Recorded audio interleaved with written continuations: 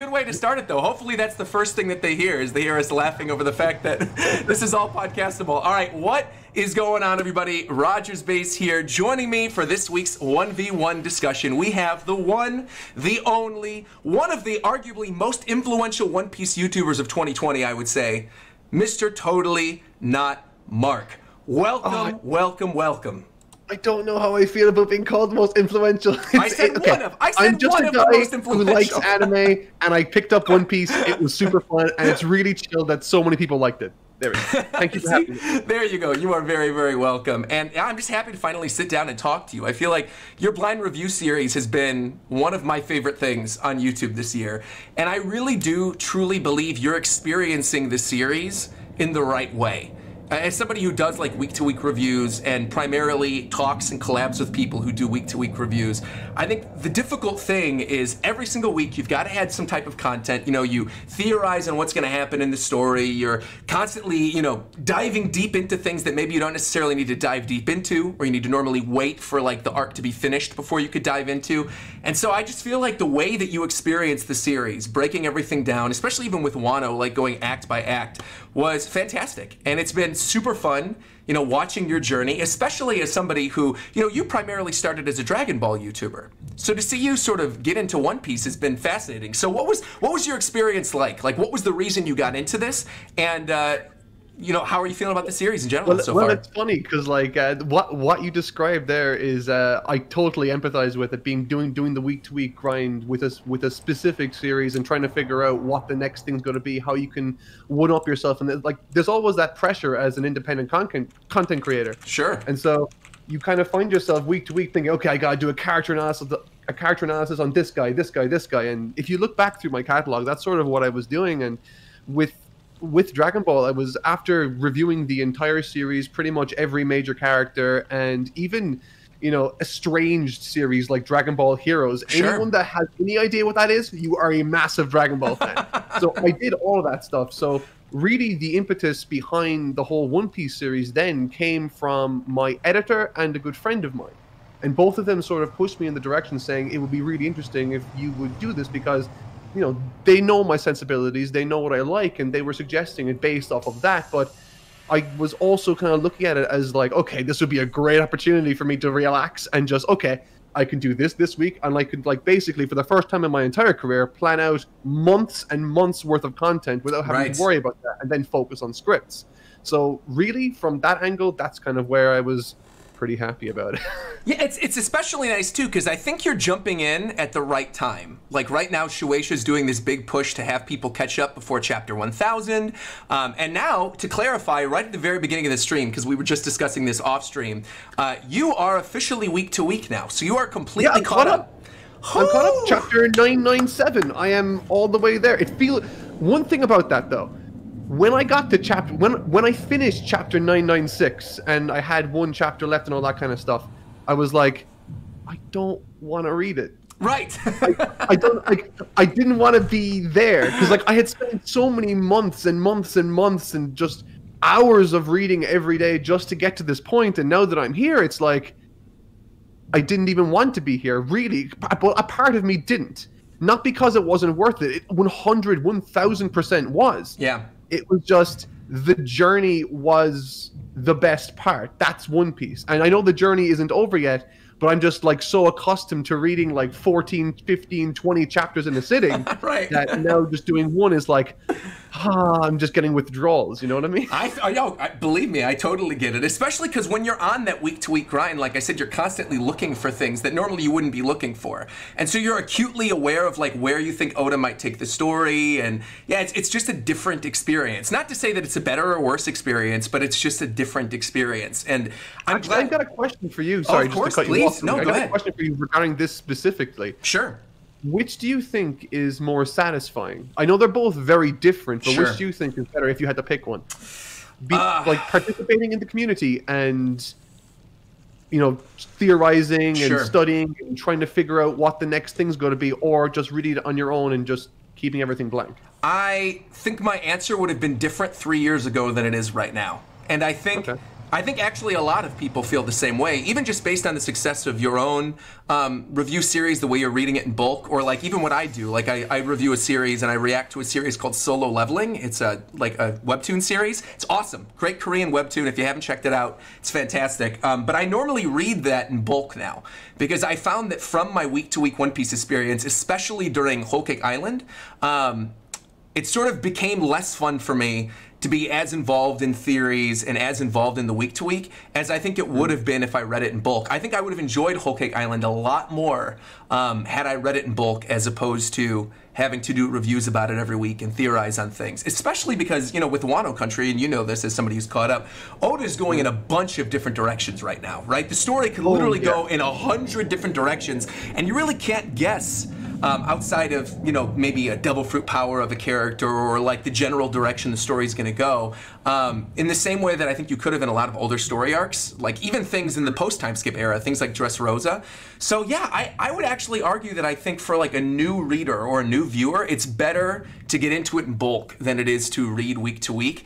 And I think another big reason for that too is exactly what you said, which is when you're week to week, you sort of go into these withdrawals of saying, you know, this is it, like I want more, I would love to see more of this character, I want to see more of this thing. And you sort of begin to set up expectations for yourself, so by the time you're at the end of the story arc, if there's something that actually didn't get answered or would have skimmed over it, you're left with sort of this sense of disappointment. Or at least you could be, you know?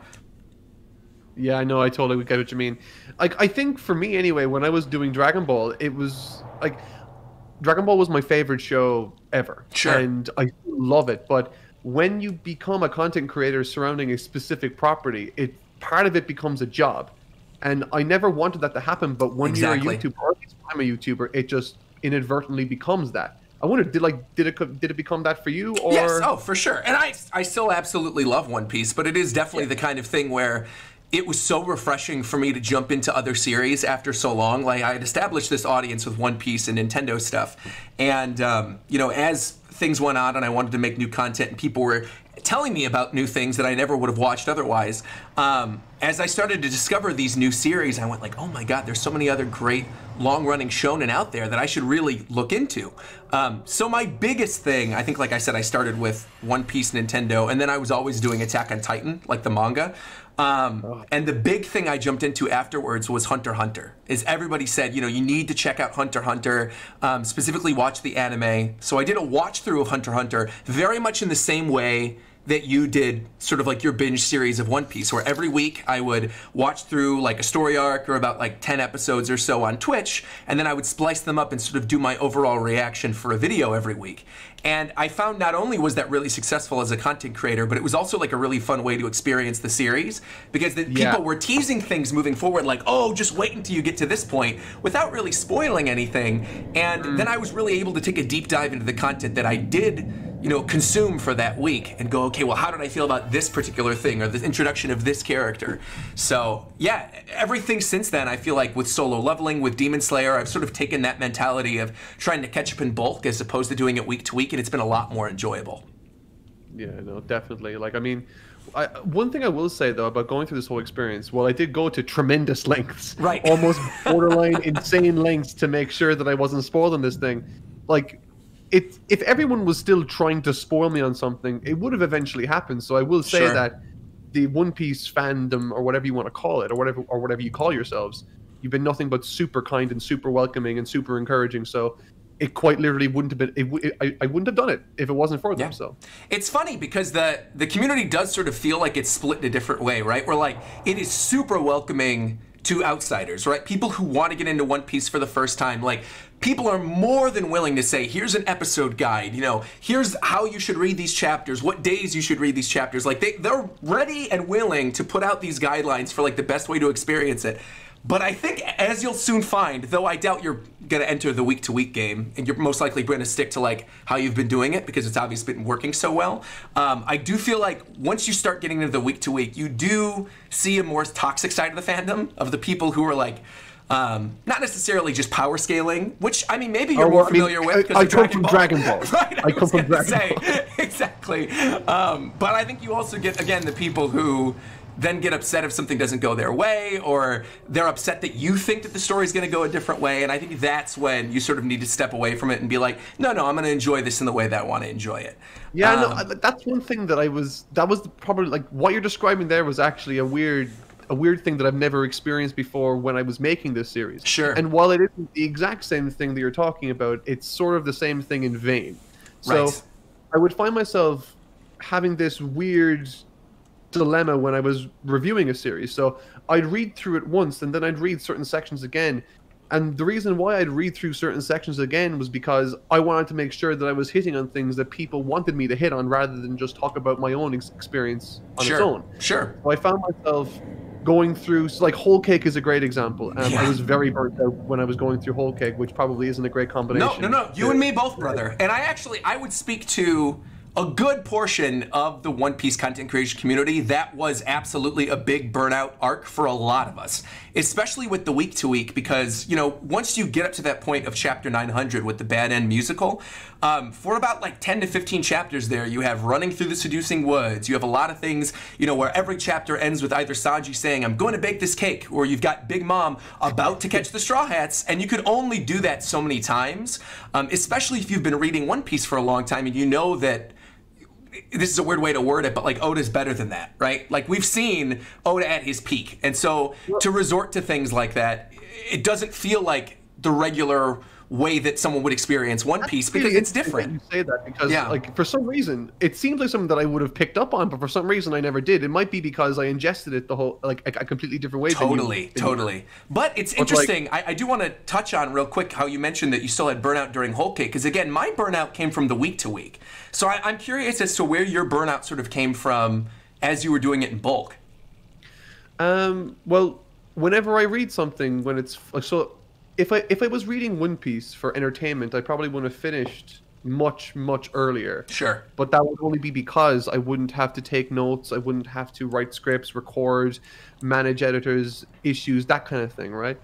But when it came to burnout for me on Whole Cake, it actually happened a number of times throughout the entire series, but it usually manifests itself because I don't put the enjoyment that I'm finding through the series first. I put the betterment of the video first. So I need to make sure that I start at a point and end at a point that is appropriate for a single video. Sure. So I don't want to just suddenly say, okay, so if I'm doing Skypiea, you saw the Skypiea video. So the Skypiea video is covering pretty much all of Jaya and all of Skypiea. Right. Which is ridiculous in hindsight. That's one of your best videos, though. That is hands down one of my favorite of your series, especially because I love Skypiea so much. No, Skypiea is like one of my favorites. Absolutely. I love Skypiea. Yeah. But it's not like, I don't think the video would have been as good if I started it and then finished it at some random arbitrary point without a sort of a good cutting. Like, you know, it needs to have a jumping off point. It needs to be at the end of a particular act. It needs to be at the end of a particular section of the story where there's a bit of a cliffhanger. So that's sort of where the whole mentality of get to a certain point, even though it means cramming in stuff that I might not necessarily be mentally prepared for, but it needs to get done. And eventually I got used to it pretty fast, and I was able to take in the story and appreciate it for what it was, and I hope that translated. Yeah. Oh no, absolutely. And I think you actually did something that was really smart as well. Is there were a lot of people in your comment section during that Whole Cake video where they were like, you could fit so much more into another video. Like, why didn't you touch on this thing? Why didn't you talk about Katakuri? You know, this and that. And that's something, again, I faced week to week as someone who did reviews, right? It was that problem of, you know, am I missing anything? Is there something that I think the audience wants me to bring up that I haven't brought up yet? And, you know, I noticed that when you did your Reverie video, because you did, in your Reverie video, a lot of stuff sort of regarding the fallout from Whole Cake Island, right? Yeah. So, like, what was that like, sort of having that communication with your audience, and then going into something that, you know, Whole Cake was a relatively long story arc, and then going into the Reverie, which is like 10 chapters, not even, filled with important information and all of these things regarding the world and a potential final villain. Like, what was that like for you? Well, I think it actually speaks a lot about why One Piece is so successful. So I'm actually really relieved and surprised almost that you have a similar circumstances before you when you're doing the week-to-week thing. Of course. So, because like it all that means to me then is that One Piece is so dense with so much information that I couldn't hope to possibly cover everything. So that's the challenge, is picking things that I think are the most interesting, that I have the most to talk about, and finding some happy medium between those two. But if there's like, I'm just trying. So okay, I think Snake Man is a good example of something that I thought looked cool, but there's not really much for me to talk about there. Or Exactly. I couldn't think of anything to talk about there, and I didn't want to just be recap, because that's not what the series is. Right. So it's a weird dynamic. So like I found myself, you might have noticed, in the series where if there are sections of the videos that I've made where it sounds like I'm recapping sections, it's purely because I need to mention these things, otherwise people might think that I forgot it. Believe me, I've been there, because there's so many times where I'll do a review, and obviously I read the chapter live, I do rereads before I do my reviews, and yeah, if I leave something out of the video, it's not because I didn't see it and people just assume that's what it is. It's because I didn't find it particularly interesting to talk about, and I don't want to just spend my time, like you said, recapping things. So yeah, it's great to hear that from your perspective as well, again, as somebody who mostly binged the series, because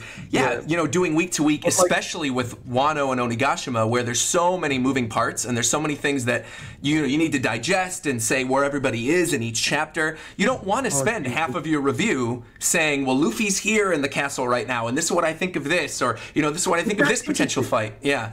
That's the interesting part of that's actually what I found to be really interesting, and I think this whole review series has actually made me a better essayist, if you want to call it that. Yeah, for sure. It's that, like, in order for me to communicate a point, there needs to be a certain amount of context brought to the audience, and whenever I'm writing something, I always want to make sure that this is accessible, even if the person hasn't watched everything. So I want to make sure that I'm kind of like talking to, like, I'm assuming I'm talking to someone that knows nothing, and so I want to try to go in there to a certain extent and sort of explain the situation, where people are, and then dissect based on those premises. And so, I think that's what kind of makes it engaging, or at least that's what made it engaging in my head anyway. No, totally. I think you touched on something really interesting where you mentioned that, you're trying to make it digestible for people who maybe aren't even into One Piece, that maybe they'll come across your video and go, well, this seems interesting, or there may be Dragon Ball fans of yours who are just craving a new video from you. They happen to tune in and they feel like they're still in the loop, despite the fact there's like this 800 chapter gap between where they might be in the series and where you are. So I am curious, if you could sort of elevator pitch One Piece to somebody, right? As somebody who is a newer fan, what would be your 1 sentence or 2 sentence pitch to somebody if you were going to say, this is what One Piece is about and this is why you should read it? If this was part of my script, this would be a sentence that I would probably agonize over for 15 or 20 minutes. That's why we're doing it live. I'm on the spot. I mean, it's probably already been said in my videos. Like, in my opinion, from my own experience, One Piece is the most enjoyable, thrilling, sad, uplifting, inspirational, incredible story I've ever got to enjoy. It's got a lot to it, so many moving parts. I could read through the entire story again and still hit numerous things that I didn't even recognize or appreciate at the time. Sure. I don't think I have any eloquent way of putting it beyond just, it is a terrific story that even if you look, like, I understand, and actually to a certain extent, this is a very long sentence. No, it's okay. No, keep going. That's fine. To a certain extent, to a certain extent, I can appreciate people that say, I don't want to get into this because it's a massive time sink. And to a certain degree, I can understand that. In fact, it's actually the impetus behind, like, I wanted to do One Piece because I saw it as the big one. Like, it's the big white whale. I gotta conquer it, and then I can say I've done it. It's, people look at it as a challenge, and I think a lot of people, especially those that haven't seen One Piece, might have hopped onto my series because I sort of advertise it as that sort of a thing. But the more I read and the more I got into it, the more I realized I wanted more to read. So the way I would probably pitch One Piece to anyone is that it is a terrific story that millions of people around the world enjoy and are desperate for more people to get into. If you want to get into it, don't commit to the entire thing. Read or watch as much as you want. If it grabs you, keep watching. If it doesn't grab you, it might not be for you. But when you do like it, because I do believe most people who do pick it up will like it. Oh, absolutely. You find yourself looking at a series that you have an almost ridiculous, ludicrous amount of content to get through, and you'll be thankful for that. I remember thinking, after Arlong and going into Skypiea and all that kind of stuff, I remember thinking, I am only just beginning, and it feels like I've already experienced more story than Dragon Ball has shown me. Well, I mean, that's a discussion we'll have later on regarding Dragon Ball. I actually have a question for you later in the stream, but believe me, I totally feel that. It's interesting. I picked up on something else you mentioned too, where you bring up Skypiea and Arlong a lot. So was that sort of your turning point for you? Was that the moment you realized this is something truly special that I really, really love? You know, actually, a lot of people say Arlong is the moment where One Piece becomes One Piece, and I've heard that said a lot. Yeah. In fact, I've said that in my own videos. Because I actually agreed for a very long time, but I think it actually happens maybe a little bit before that. Where do you think it happened for you then? The Barate. For me, Barate was nice. like, yeah, it was the fight with what's that guy's name? Don Krieg, Pearl. Yeah, Don Krieg. I thought Don Krieg was a really good fight. He was way better than King Wapple. Yeah, and I really enjoyed Don Krieg, but moreover, it was like one of those fights that really pushed Luffy to like the edge. And I didn't think that Arlong pushed Luffy as much as Don Krieg did, or at least visually, it wasn't depicted that way. Sure. And obviously, then you get the first taste of what's to come in Mihawk coming in and just doing the whole, like, sailing in quietly and having that quiet moment of foreboding of like, this is truly what's to come for you guys. You don't have a clue yet. You're in the paddling pool. The ocean is still out there. That kind of thing. And I love that sense of, we've been on this journey for like, I don't know, for like 70 chapters at this point, and you're like, oh, okay, this is what's happening. We're going into something bigger. I thought that, like, because like, this is a bit of a tangent, but when the story starts and it advertised, like, the first lines are something about Gold Roger doing the whole, like, his head chopped off, he was executed and he died. But the more you watch the story, the more you realize, the more you read the story, in my case, the more you read the story, the more you realize there's no way someone that powerful could have been captured by the Navy unless something ridiculous happened. Right. I'm so happy to hear you said that about Baratier, because for me, that was the moment that I really started to get into it as well. The first time I was introduced to One Piece was in North America. Shonen Jump used to actually be physically published, where you'd get like the Yu-Gi-Oh cards in it, and they would have information about like upcoming anime games. And I remember going to Borders with my dad and sitting and reading the Shonen Jumps in Borders and seeing this series called One Piece that has this strange art that looks different from anything else that I've expected or seen in any other manga series. And I'm like, okay, well, I don't know if this is maybe my thing. And at the time, the story arc that was being published was Arlong. So it was like the original Viz translation of Arlong week to week in Shonen Jump. And I remember reading it and like, oh, I'm OG. Oh, yeah, absolutely. And at the same time, obviously, 4Kids was being, the 4Kids version of One Piece was being aired on TV. And so there was all this other stuff happening within One Piece. But I realized, like, there's more to this story than, like, these weird fish characters. And obviously, like, I thought the humor was really good, but I wanted to know more about it. So one day, me and my dad, we went to Borders, and I acted like a manga cow, and I sat right there in the middle of the aisle in Borders, and I pulled out all the volumes, and I sat and I read through every volume of One Piece that was available at that time in English. Oh, you freeloader. I was a freeloader, man, I was. And I sat there, and I got to Baratier, and that moment where Sanji, you have his flashback, the stuff with Zeph, where Zeph eats his own leg to save Sanji, and I literally started tearing up in Borders. Like little 12-year-old, 13-year-old me started tearing up in Borders. My dad's like, what are you reading? I'm like, this great series called One Piece. It's about pirates. It's so good. Oh my God, I love this series so much. And literally from that moment, I completely fell in love with the series. Like Arlong Park then, you get to that after Baratier, you get into Alabasta and Skypiea, and like everything from that point just sort of like moves forward and makes everything bigger and better and opens up the world and tells you more about these characters. You get the introduction of Chopper and Robin. And, it eventually got to a point where I dropped off the week to week. This was like, I guess, in high school at some point. This was around Thriller Bark. And then I jumped back into week to week when I was in college with the time skip, Marineford and Fishman Island. And then I've been week to week ever since. So... Jeez. Yeah, yeah. Yeah, I But mean, it's like I've got a similar experience with Dragon Ball, though I never actually, strangely enough, manga wasn't a massive thing in Ireland at all. Like, I mean, I don't think I actually saw a manga until I was in my 20s. in your 20s. Yeah, I'm 29 now, so I mean, like, it was a very long time. There just weren't places to see it, or Oh, at least man. not around where I was living, because I'm not even living near the capital. I'm living in the south of the little island. So I gotta say, can I love the fact that you're 29 too? I'm 30, and I feel like we're on the older end of the One Piece YouTubers, so I'm happy that I'm in good company. You're not alone, man. I'm not alone. I'm not alone, so that's good. Well, real quick, because I do want to get to some super chat questions, and I have a bunch of questions to go through, so I figured how I'd do this is we'd have a little segment where I'd read some super chat questions and donations and things, and then we'll jump into another section of the interview. But real quick, do you mind if we do some super chats? Oh, fire Great. away, man. All right. So this first one is from Jack Hat Memos. Jack Hat Memos. I hope I'm saying your name right. Who said Luffy beat Crocodile and Lucci after losing and not training. Luffy lost to Kaido and trained for a month.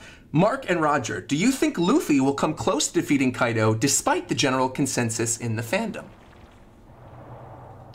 First of all, what's the general consensus in the fandom? That I'm actually confused on that too, because there's a lot of people who think Kaido's going down during the story arc, but there's just as many people who I would argue think that Kaido's story is not going to end in Wano and that things are going to carry on.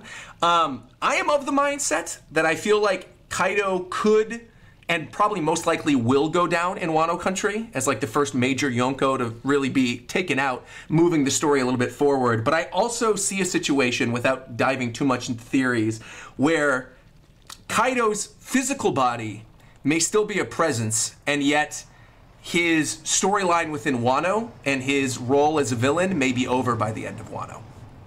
Interesting. Yeah. Like, what makes this kind of an interesting topic? I never even considered it really, because I always assumed that it might go a pretty straightforward way, but that's never really Oda's style. So, like, let me think. Kaido is ranked as he has the highest bounty, correct? No, he does not have the highest bounty. Highest bounty, No, I think. as in, like, he has the highest bounty amidst the. Is he higher than Big Mom? I actually don't. Sure he is. I don't know. I have to go back and look at the Shanks. Doesn't Shanks have the highest one? Yeah. I'm thinking Shanks. I don't know. Hold on. Shanks is 4,048,000,000, and what's Kaido's? I think Kaido is 4.7 or 4.6. Yeah, because I think the whole thing was that Kaido and Big Mom together created an alliance that was like the most threatening alliance to the world government. The way that I had it in my head anyway is that, like, Kaido will be Luffy's and everyone's first big thing to destroy and to overcome in this arc specifically. Yeah. Because that's sort of like, I mean, that Wano's entire redemption and revenge needs to be satiated, I think, or at least if it is to be satiated here, Kaido, I think, needs to go down, because he sort of represents that whole, like, aspect of him. Now, it could be the situation where he leaves a broken man and that could be it, but I think he could be taken down here and Big Mom doesn't get taken down and she carries on into the greater story and will cause trouble. By the way, Mugiwara Matt B in the chat just said it's 4,600,000,000 is Kaido. So Kaido's is higher. Yeah, good job. Good work. Yeah, I am also in agreement with you, though, that I think Kaido's going down. The other big debate going on among Week to Week readers right now is there's been a lot of setup and foreshadowing regarding Zoro. I'll ask this first before we dive into this. Are you familiar at all with the Wanted one-off series that Oda did? The Wanted one-offs? I haven't seen it, no. So, long story short, there is a one-off that Oda wrote prior to One Piece beginning that took place in Wano country, which told the story of Ryuma back in the day in Wano. And the story culminates in Ryuma cutting off the head of a dragon. And that one story is canon to One Piece, is referred to when Ryuma and Zoro have their scuffle in Thriller Bark, and has sort of been the source of a lot of theories within the community right now, that potentially Kaido is actually a dragon who ate some type of mythical devil fruit, and that, you know, this whole thing of him waiting for a samurai that's the same level of Oden to cut him, and Zoro mentioning how much he wants to cut Kaido in recent chapters. There's a lot of people who believe that Zoro is going to have a lot stronger role to play in the final confrontation with Kaido than a lot of people are expecting. Well, I mean, I think unlike any other arc, really, yeah, we have so many characters dealing with so many other peripheral things it's like one of the very first time. Usually around this point, you know, Zoro's the guy that says, "Don't worry, Luffy, you go on ahead. I'll take care of this big rock golem." You know, it's usually that point in the story where Zoro will take on the second strongest guy. But right now, he's expressing a fairly serious interest in going and taking on Kaido, and he also isn't he using the sword? Like, isn't he using the mythical swords that are like pointing into Enma, the sword that cut Kaido, exactly. Yeah. So, like, I mean, I think it would make I think there would be poetic justice in Luffy and Zoro cutting in and doing something there. But one thing I am happy about more than anything else regarding this story that I've read thus far, or I say thus far, I'm now up to date. Yeah, I was going to clarify again for people in the chat saying, "Oh, Roger's spoiling him or something." No. He's completely caught up to date. We talked about this early on. Don't worry. I would never do that. Yeah, so, like, I think it's cool that, like, the samurai got to have the first go at Kaido, and they have spent the most time dealing damage to Kaido, and I think that's really cool. Right. I would imagine if there was any executive in the ear of Oda, then, you know, it would be something like, no, it's got to be Luffy, and he's got to be looking cool, and we got to sell the toys and stuff, like, because I'm sure more people who are watching, or at least more people that are spending money on the series, would care more about Luffy and Luffy's merchandise. So I like that that's not driving the story, unlike Dragon Ball would normally. Yeah. And I also think you hit on something earlier as well with, like, all the characters that are being present. 'Cause I'm also of the belief that, like, if Kaido goes down, it's going to be a lot of people coming together to actually take him down. It's not going to be something as simple as, like, a punch from Luffy or, like, a new Gear 4 form or Zoro having Enma. Like, there's going to be multiple parts. I mean, this is already being foreshadowed in recent chapters with Kid pulling apart all the different castle scraps and bringing them all with him. You've got, you know, Marco present there. Law is off looking for poneglyphs right now, but he probably has a role to play in all this as well. And so with so many different, Yamato, obviously, with so many different characters that are now present in the story, that all sort of are going for Kaido's head. Yeah, I think the culmination of bringing everybody together and then doing one massive attack or multiple massive attacks, I think, is more likely than just having, you know, Luffy punch him or Zoro cut him or something like that. Yeah, and obviously I hope that's the case, but I do think that's the case too. One thing I think I love about One Piece, though, is that, like, there seems to be this, like, ongoing, like, there's the walk, there's this sense of, like, I love that One Piece created this sense of nostalgia, and, like, I look on like a proud mother almost at this group of pirates, because they start off as being the butt of a joke that no one takes seriously, and then people started hearing murmurs about, okay, these guys might actually be something, and then now all of a sudden they're the famed, infamous Straw Hat crew, and they're thought of in extremely high regard amidst people that are in the hundreds of millions worth of bounties, and I think that's really cool.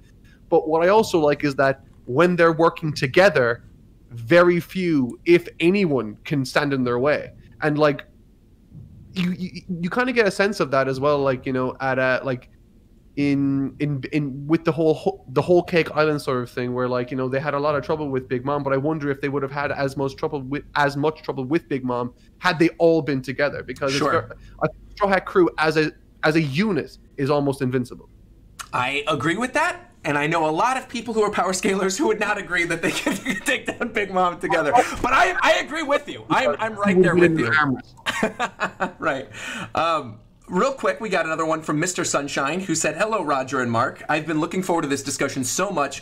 I'm curious on y'all's thoughts on Nami's Climatect potentially eating Big Mom's devil fruit so she can keep control over Zeus. Just a thought I had. Have a good stream." I don't know about you. I don't think Big Mom's devil fruit's going anywhere anytime soon. The one I would be interested to see come back would be Monet's. Considering the fact that, like, Nami's got a Climatect, control over the weather, and we never really saw what happened with Monet's devil fruit. We know Monet died back in Punk Hazard. We saw the little snow bunnies on the water following that story arc, so who's to say, you know, at some point maybe they get their hands on Monet's devil fruit and either, you know, Nami and her feeds it to her Climatect, or you've got, you know, Carrot becoming a snow bunny or something like that. I don't know. There's a lot of different story possibilities. What do you think regarding Big Mom's devil fruit? Well, okay. I think Big Mom's devil fruit has yet to make its big moment in the series, and I feel like that's coming. And there'll be some moment where Luffy will have to do something extremely Luffy-like, and, you know, take some sacrifice or offer life. I feel like something's going to happen with the whole Big Mom thing, because her devil fruit is so. And I said the same thing actually about, I think it was Sugar's devil fruit. Like, devil fruits like that kind of, like, manipulate people to that level, like, whether it be intellectually or physically in Big Mom's case. It's they're like so ridiculously overpowered, and they have so much going for them that I feel like still Big Mom. If Big Mom were to die now in this arc, I feel without doing something significant more regarding her Devil Fruit power, I feel like something would be lost there. I completely agree with you. And I am curious, do you think we are still, I guess it's a two-part question. Because of Big Mom's history with Elbaf and all the different story teases for Elbaf, do you think that Big Mom will play a role after Wano Country in whatever that Elbaf story arc is going to be? I definitely can see Big Mom not... We won't see... If I was to make a judgment call now, it would be Kaido goes down, Big Mom doesn't, and she carries on to cause havoc later in the series. Agreed. Yeah, I agree. Well, good. All right, we're on the same page. We got Wheezy Bird super chatting and saying, color pages and magazine covers for 999 and 1000 have now been confirmed. Great time to be a fan. You've got Mr. Sunshine super chatting again saying Carrot Top 5. Shout out to Maze Maze. Are you aware of the Carrot Top 5, Judge Top 5 memes that have gone around the community? Carrot Top 5? Is this like having Carrot in your top 5 favorites? Or? Yeah. So it initially started, there's a YouTuber by the name of King of Lightning who also does regular One Piece reactions and reviews. And in his videos during Whole Cake Island, he made the judgment call that Judge, so Vince Smoke Judge, is one of the top 5 most powerful characters in the series based on the way that people were hyping up Germa 66. Obviously, that did not end up being the case. As we moved on through Whole Cake Island, it then sort of became a joke that because Sulong Carrot happened at the end of Whole Cake Island, and Sulong looked super powerful, and a lot of people wanted Carrot to join the crew, and there's a fan of both mine and King of Lightnings who regularly donates with the message Carrot Top 5. It sort of became this meme that, you know, if Judge isn't top 5, Carrot's going to be top 5 now. Do you like Carrot as a character? Are you excited to see more of her? Do you think Carrot's going to join the crew? I guess it's a good time to ask the Carrot question. You know, it actually became very easy for me to, like I think for everyone, there's always, especially during the series early on, it was very easy to tell which characters were going to be hopping on board and becoming part of the crew. Just because they sort of had, like, they all kind of shared this inner turmoil of not really belonging to where they're from and also having, like, this big aspiration. And so I think I was one of the few people, and maybe I'm not, maybe it's a very common opinion, but, like, when Vivi took a step back and just decided that she belongs where her kingdom is and her people need her and all that kind of stuff, it made complete sense to me, just because every one of the Straw Hats has some massive goal that they want to, you know, reach. You know, obviously Luffy wants to be king of the pirates, Zoro wants to be the greatest swordsman in the land, Usopp wants to be a warrior of the sea, and all that kind of stuff. You have, like, every single one of them has something that they're aiming for, but Vivi at the time didn't, and I don't think Carrot has either. Yeah. I would think of Carrot probably in the same way that I think of Vivi. I think she's an exceptionally fun character that offers a lot of unique things to her specifically. They both do. They aren't alike in terms of personality or what they can offer, but they both brought a lot to the series. And I think that's about as far as I'd go. I don't think... I wouldn't be surprised if she stayed, but I don't think she would feel as much like a Straw Hat for me because of what I just outlined. Yeah. And to further, you know, push towards that point too, is I was somebody who loved Carrot. Like, I loved when Carrot was introduced. I loved throwing her into Whole Cake Island. I loved the story of the Sulongs and, you know, losing Pedro. And I liked her narrative. And I think we're at a point where I would still love for Carrot to join the crew, but I think her joining is kind of dependent on if Inuarashi and Nekomamushi, Cat Viper and Dogstorm, actually make it out alive. I think if they die here, I could see Carrot and Wanda taking over the mix. Yeah, there's definitely a bunch of options that you could do to prolong Carrot's participation with the Straw Hats. Right. It's easy. And am I wrong? Like, does she have some big aspirational goal to, like, I think, did she say that she wanted to travel the world? Like, right. I can't remember. Right. She wanted to, like, travel the seas, that the world was a wonderland, all this other stuff. She wanted to sort of experience things outside of Zoe. Because, I mean, she's just been stuck there her whole life. So, well, yeah, I mean, she wants to see the world. That world. could be a reason in and of itself. So, I mean, that could be enough of a reason. I mean, but it hasn't really been hammered home the same way that the others have. If you know what I mean? Like, Usopp's entire story was about him, you know, like, wanting to be more than what he is. And that manifests itself then in his grand journey across the Grand Line. Sure. And the same with Luffy and the same with Zoro and all the rest of it.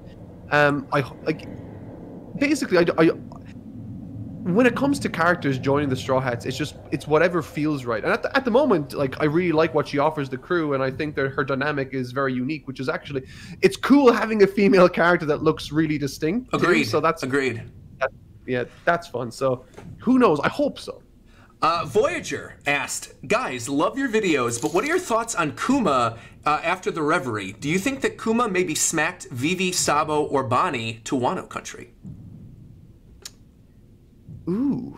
So basically, this, you know, the revolutionaries were there trying to free Kuma during the Reverie. Bonnie was also there with the relationship to Kuma. There is a prevailing theory right now that in order to get all of the supernova in Wano country, because the majority of them are there right now, Capone just left Dressrosa in the cover story, so he's most likely on his way.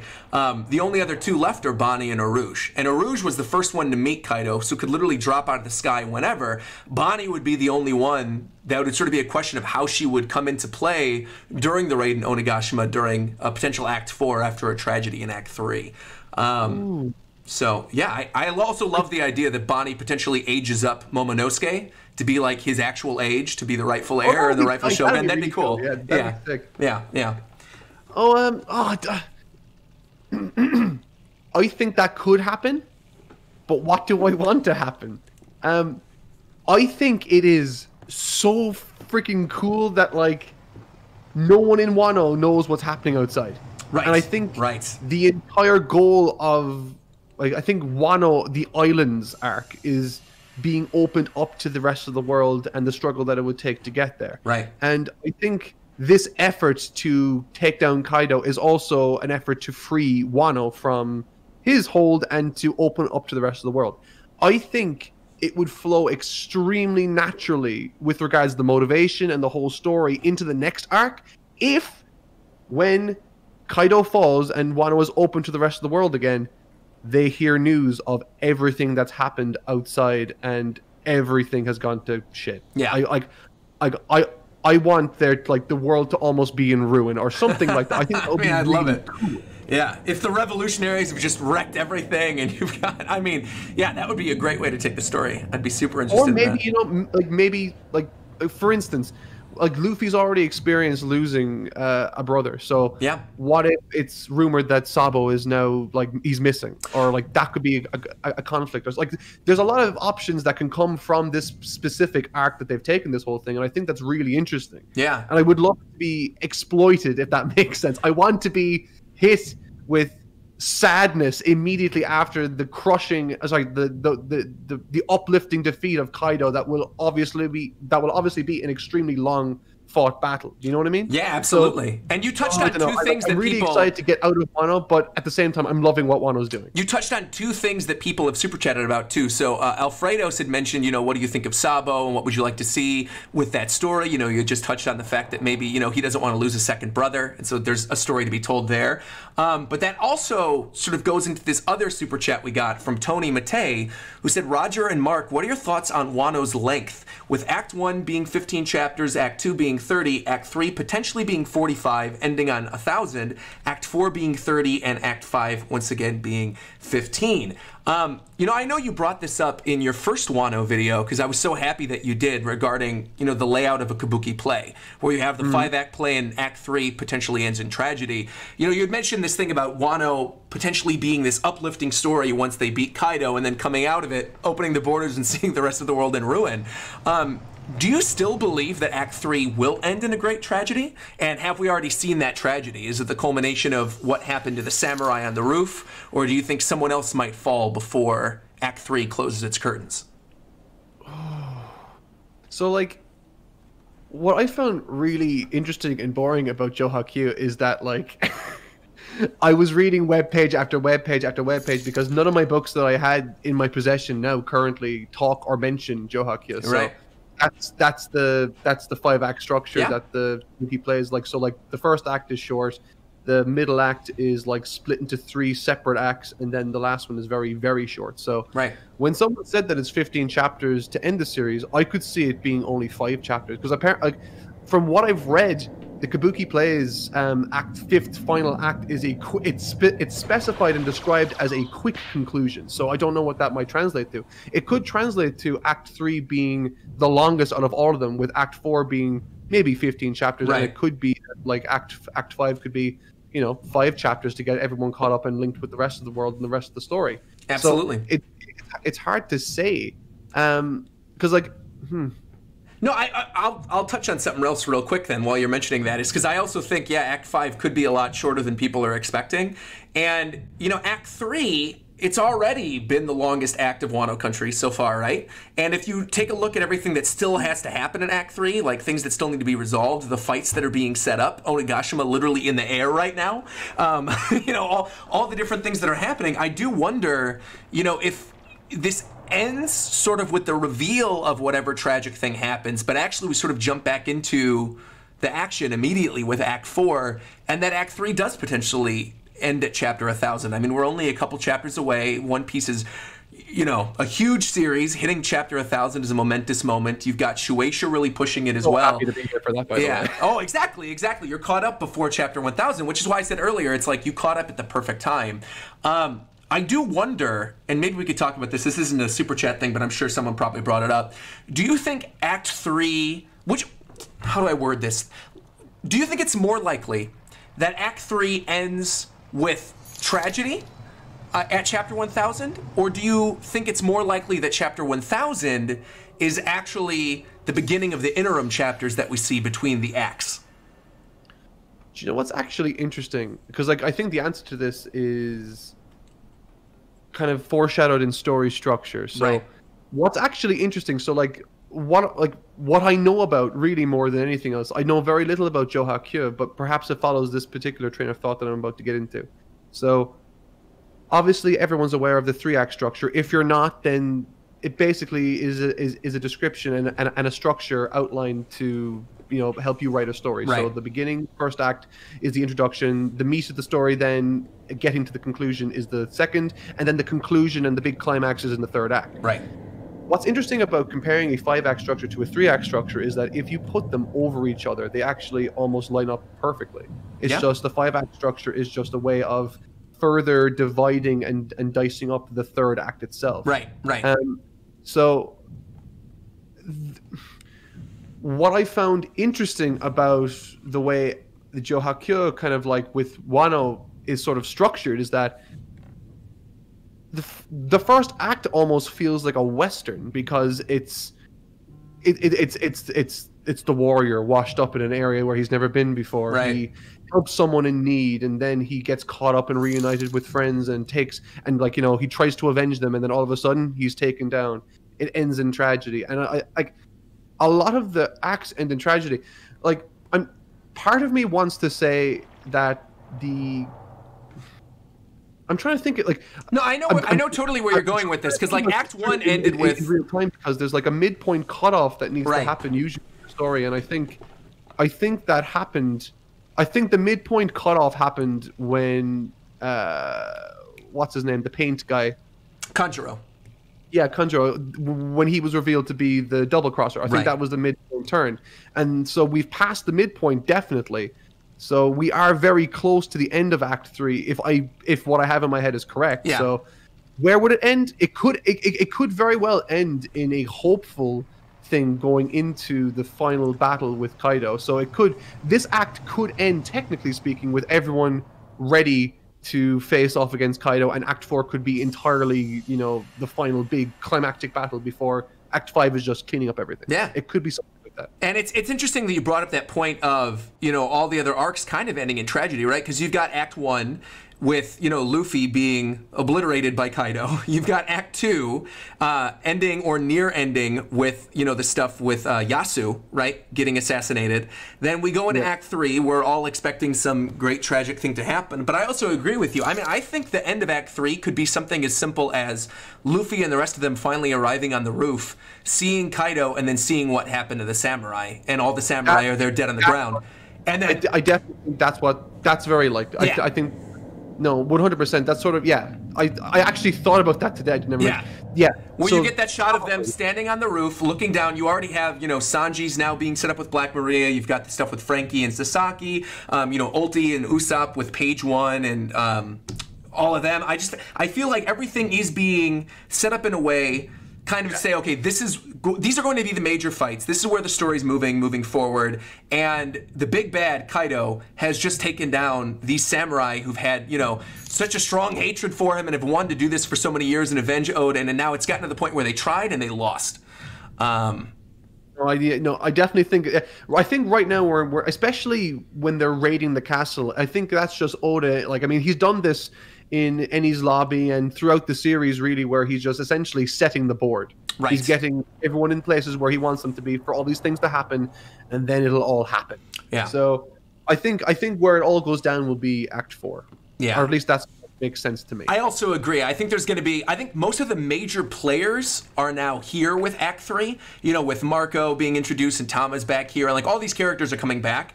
And I feel like, I don't think I'm expecting any other major characters to enter during Act 3. I think if anybody else comes back, it'll most likely be during Act 4.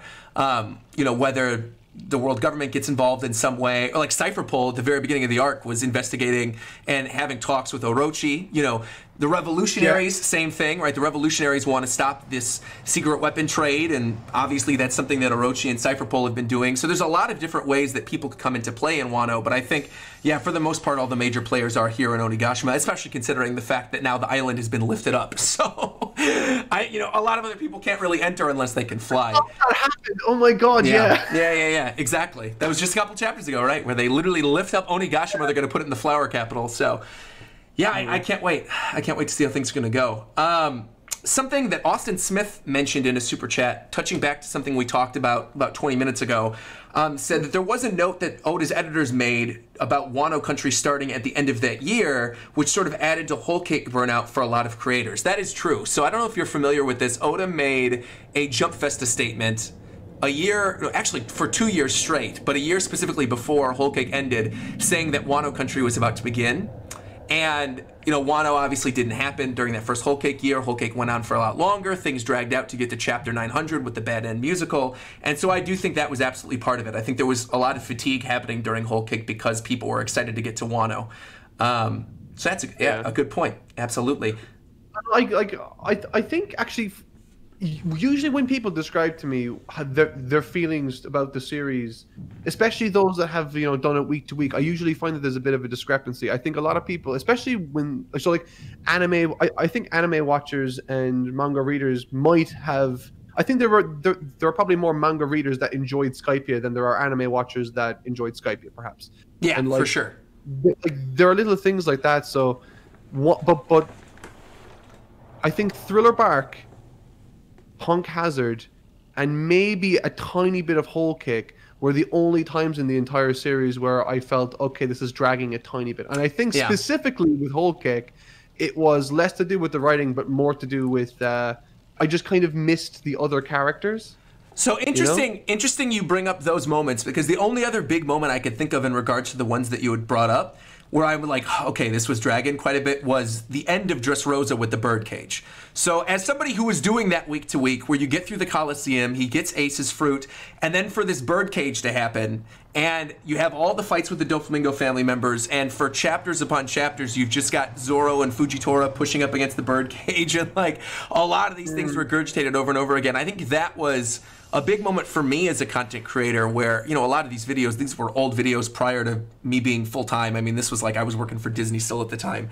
And for Disney? I did. Yeah, that's another conversation. That's a whole different conversation. Yeah, I was doing social media stuff for them. But at the time, I was doing it for a lot of different companies. But yeah, that's a different conversation. You know, it wasn't my main job to cover One Piece. It was just something I was enjoying. But I'd be lying if, like, the wind wasn't taken on my sails a little bit, even as somebody who was a casual viewer and somebody who was like a casual person uploading videos to YouTube with some of those birdcage things, especially like the moment where Luffy uses Gear 4 for the first time, and then it's like, oh, we've got this time limit now, so now we have to be running away for 5 chapters before he actually gets his hockey back up. I think because Dressrosa had so many really high highs, it made the lows feel that much worse. But I think upon rereading it, which I did recently, and you know, you just obviously you binged Dressrosa, it was the kind of thing where I felt like, oh no, this was okay in retrospect. It wasn't something that bothered me as much. Though, it's like when I'm hearing what you're saying, I'm agreeing, but for some reason it just wasn't my experience. Yeah, so like totally. I can totally see what you're talking about. There are a lot of moments and instances during Dressrosa where it feels like stalling. Yes. Like I can well imagine a lot of people perhaps not liking Luffy going into the Colosseum, but for anyone that's watched Dragon Ball, nearly every arc has to do with some tournament. So like when went into the tournament setting, I was like, oh yes, come into my playground. Exactly. I want to go to this thing. This is my territory you've invaded. Strangely enough, at that point, I was thinking to myself, God, this is a shonen, and Oda managed to get, I don't know, 800 chapters in without going and doing a tournament. So like, that's amazing. It is. So, yeah. Yeah. So like when I did Dressrosa over the course of 2 videos, and I think the area around where they're holding the walls and when Luffy's running away, maybe a little bit I might have felt it dragged a tiny bit, but I don't think I would have mentioned it if someone were to ask me in a more general sense. I don't think I would have mentioned Dressrosa. Yeah.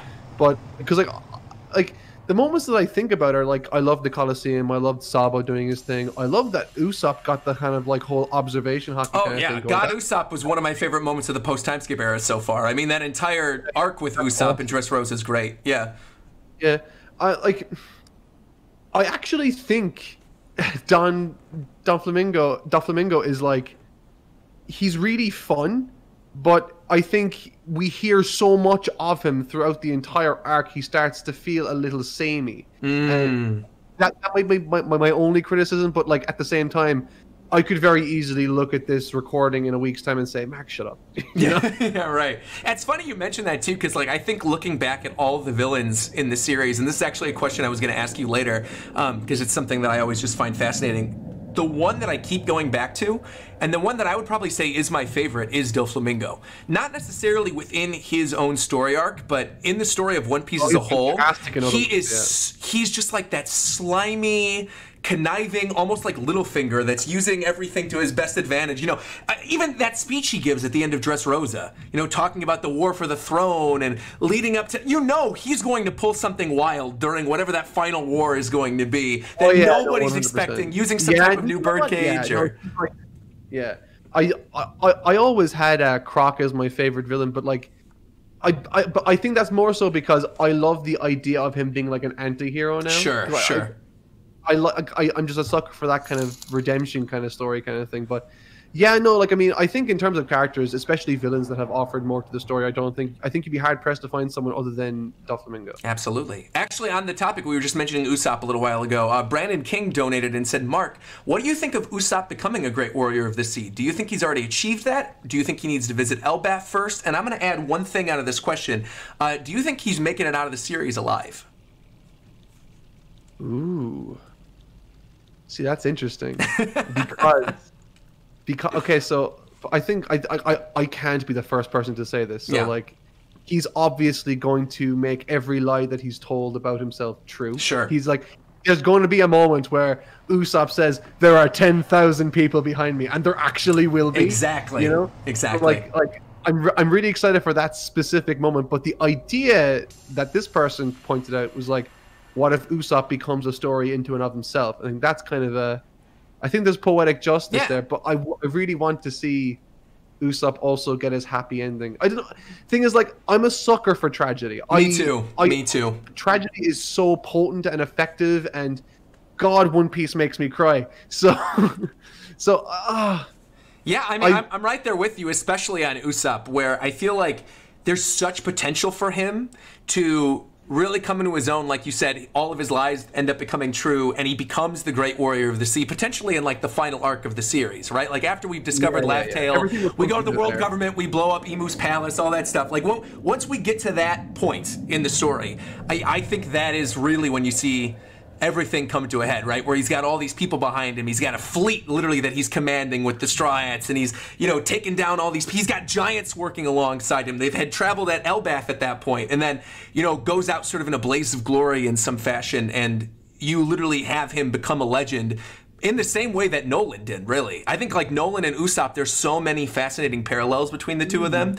I mean, you see it literally laid out for you in Dressrosa when they get to Greenbit, right?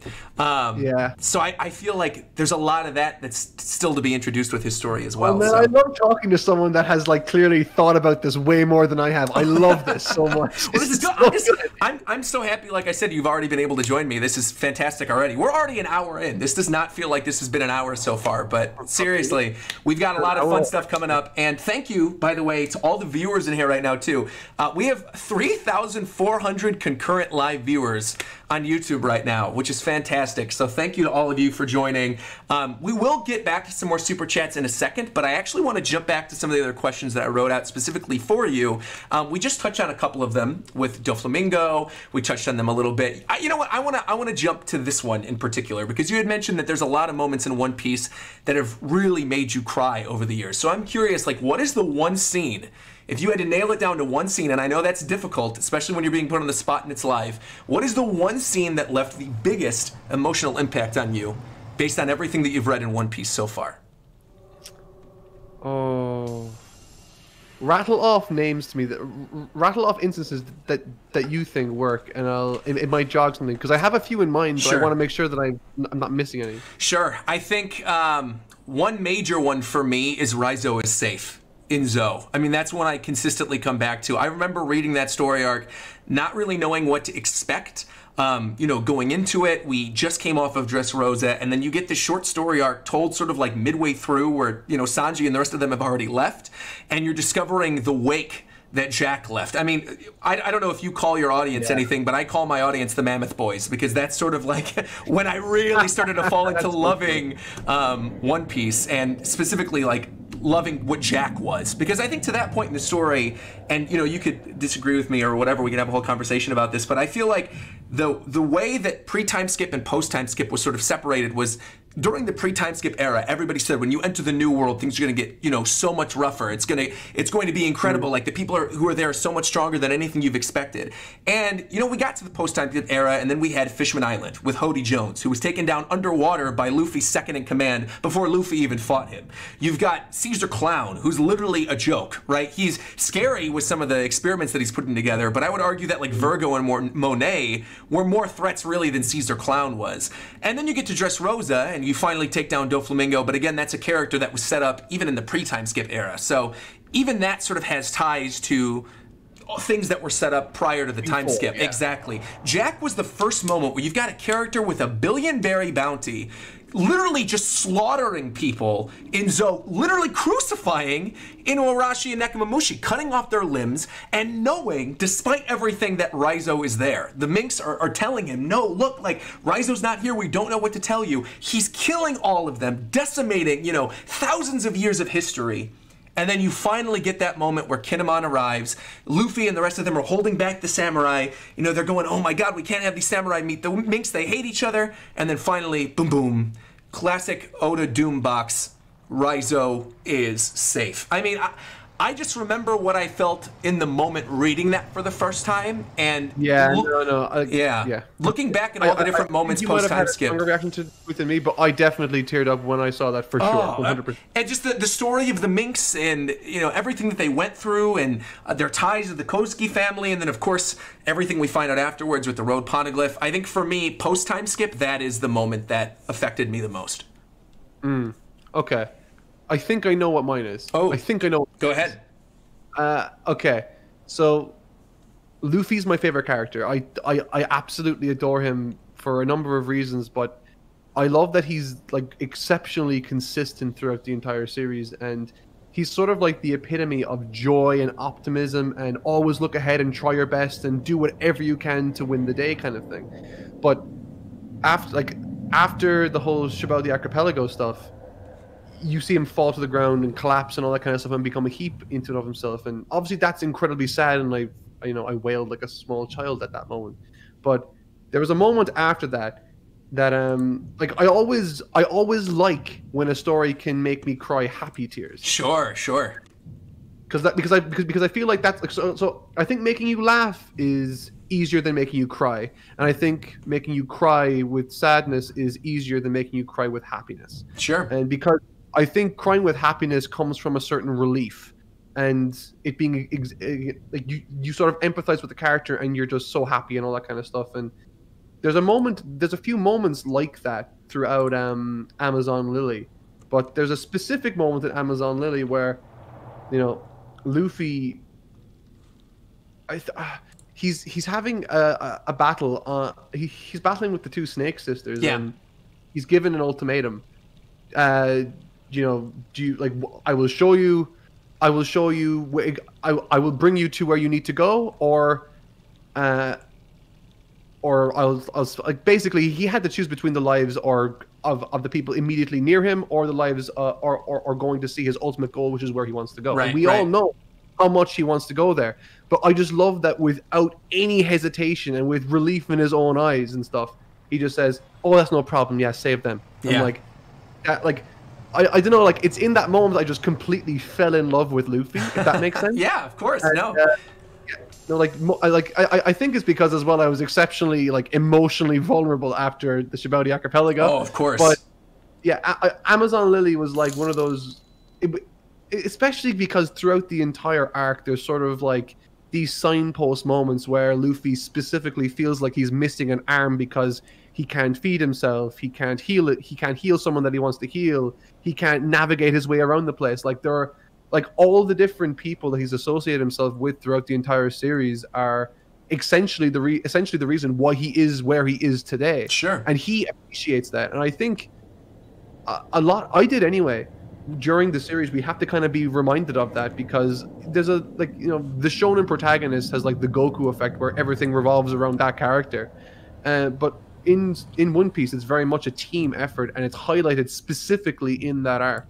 Yeah, and you bring up something interesting too, which is that I think, you know, it's a big reason why the Luffy versus Usopp moment and Luffy versus Sanji moments work so well. It's because it pains him so much to do this to his crewmates, right? I mean, it's like he relies on them. He tells Sanji, he goes, "I cannot reach my goal without you. I can't. Yeah. I can't do this without you."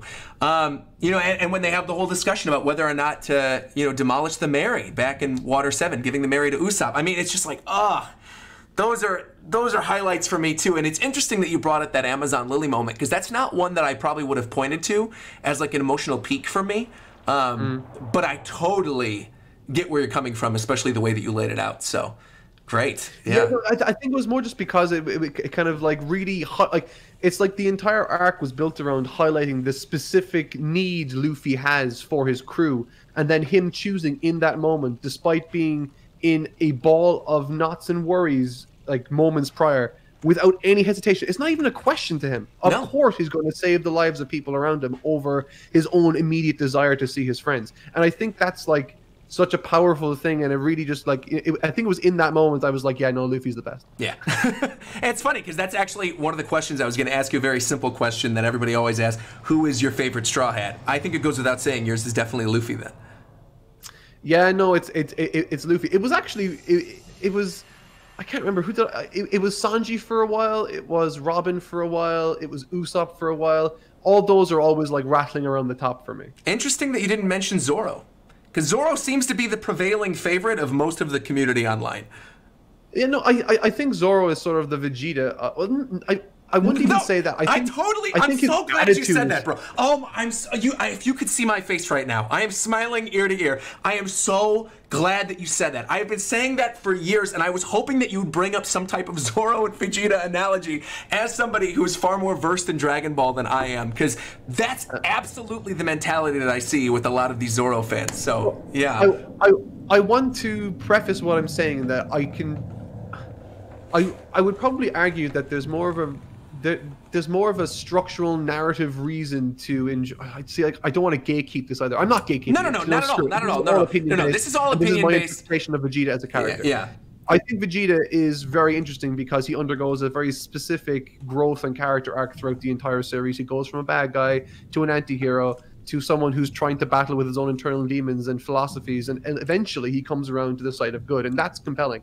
Zoro doesn't do that at all. Zoro is good from the very start. Right. But I think there's, like, in terms of a vibe that's being emitted from them, I think they both like embody the whole stoic, badass, you know, one-liners, very like not very talkative, but when he does talk, he says a lot, kind of thing. Yeah. And I think that's very. It's like, I don't want to say he's written to be the cool character, but I think, like, you know, it's that sort of thing. He's totally written to be the cool character. Character specifically, because he is so cool and stuff. So I totally get it. Yeah, I totally agree. On the topic of, you know, favorite Straw Hat too, it's cool that you brought up Sanji and Robin, because there's definitely been moments where they've been my favorite as well. I think I've rotated through, I think, most of the Straw Hats as my favorite. I think one that we haven't really talked about at all yet today, but this is like another emotional peak for me, and another character that I really love, and I'm curious to sort of hear your thoughts on this. And I know you'd mentioned Walpole earlier in the stream as well, so this sort of ties everything back together. I love Chopper. I really love Chopper's story, and you know, we were talking about the way that we got introduced to the series. My girlfriend got introduced to One Piece via, it was a ad for One Piece action figures that had aired in Japan, and it was like a little stop motion 5-minute video, and it was Chopper's entire story told with these little action figures. It's called Cry Heart. If you haven't looked this up, go look this up. It's very difficult to find online due to copyright issues. But it is this adorable retelling of Chopper's story. And when Dr. Healerluck has that moment at the peak, you know, where he says, when does a man die? You know, when he's eaten a poisonous mushroom, when he's been shot, no. A man dies if and only if he's forgotten. Oh, like that is such an emotionally resonant moment for me. And I think to this day affects Chopper as a character. And I'm just curious, your thoughts on Chopper, because I think Chopper gets a lot of flack from the community. Oh, yeah. It's okay. I think in order to make sense of this, first of all, I should preface it by saying that, like, for a long time, I didn't really, I don't think I ever really got Chopper as much as other people did. No, sure. Like, I think when I watched in the anime, I think the music and the voice acting, especially by the voice of Pikachu doing him, I think is a really good choice. Sure. I forget her name. What is her name? I don't know the name off the top. I know totally the voice actress though. Girl. Yeah, It's Pikachu Girl. Really disrespectful. I don't mean it. She does amazing work. No. She's done other stuff, but yeah, absolutely, Pikachu Girl. So when I first read through Drum Island, like, whenever I'm going into an arc, I usually get a vibe based on, like, messages that have been sent to me and fed to me, what people are excited for and what people are looking forward to, and all the rest of it. So I knew people were looking forward to to Arlong Park, and I knew people were looking forward to like Enies Lobby and all the rest of it, right? Those big moments, Alabasta. And I knew Drum Island was one of those as well. And I was like, okay, ready up, saddle up, let's go on. And so I think going into it with those kind of expectations, I was sort of expecting something different than what I got. And what I got, I thought, was good. But I think what tainted my experience with Drum Island was, first of all, I really didn't like the villain. Yeah. I like, he was just very, I don't know, cartoony, but that's aside from Chopper's whole situation, first of all. But I think I think the manga's introduction to Dr. Hideduke is very different tonally to the anime. Yes. Agreed. It's very different. I think it's handled much better in the anime. Personally, I think it really gets across his character, or at least I would have been more on board with his character. But when I was reading through the manga, which was my primary resource, and I didn't actually end up checking the anime until I was finished it. When I read through the manga, as I was reading through the flashback, I was like, when's this friggin' maniac going to get his comeuppance? I think there was an issue with that, though, in that, for me specific, I'm not saying there's an issue with the writing. Everyone can interpret it a different way. And I think mine is sort of a unique, I don't say unique, mine's a weird one, okay? So my take is weird. But Dr. Hideduke, I think the audience liking him is important for Chopper getting over as a positive character with the audience. Sure. And I really liked Chopper still. I thought the actual story being told with him was full of tragedy, which was amazing. And I think the highlight of that arc for me is when Luffy's climbing up the cliff with everybody, and the part where Chopper realizes that he's given him poison. Yeah. Yeah.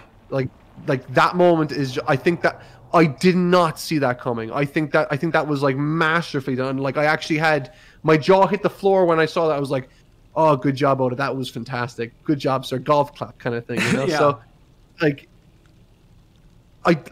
I think that was one of the few moments in the series where a lot of people cried, but I don't think I did. I can't remember if I did. I don't think I did. See, my first experience with that was actually the anime. So I had mentioned, you know, I was catching up week to week with Shonen Jump, like when it was airing, and then also 4Kids and all that stuff. And I, for whatever reason, I think skipped Drum Island the first time that I got through, like to Alabasta and everything else. So like I knew Chopper was a character. I just either didn't have the manga volume at the time or whatever. I was still growing up.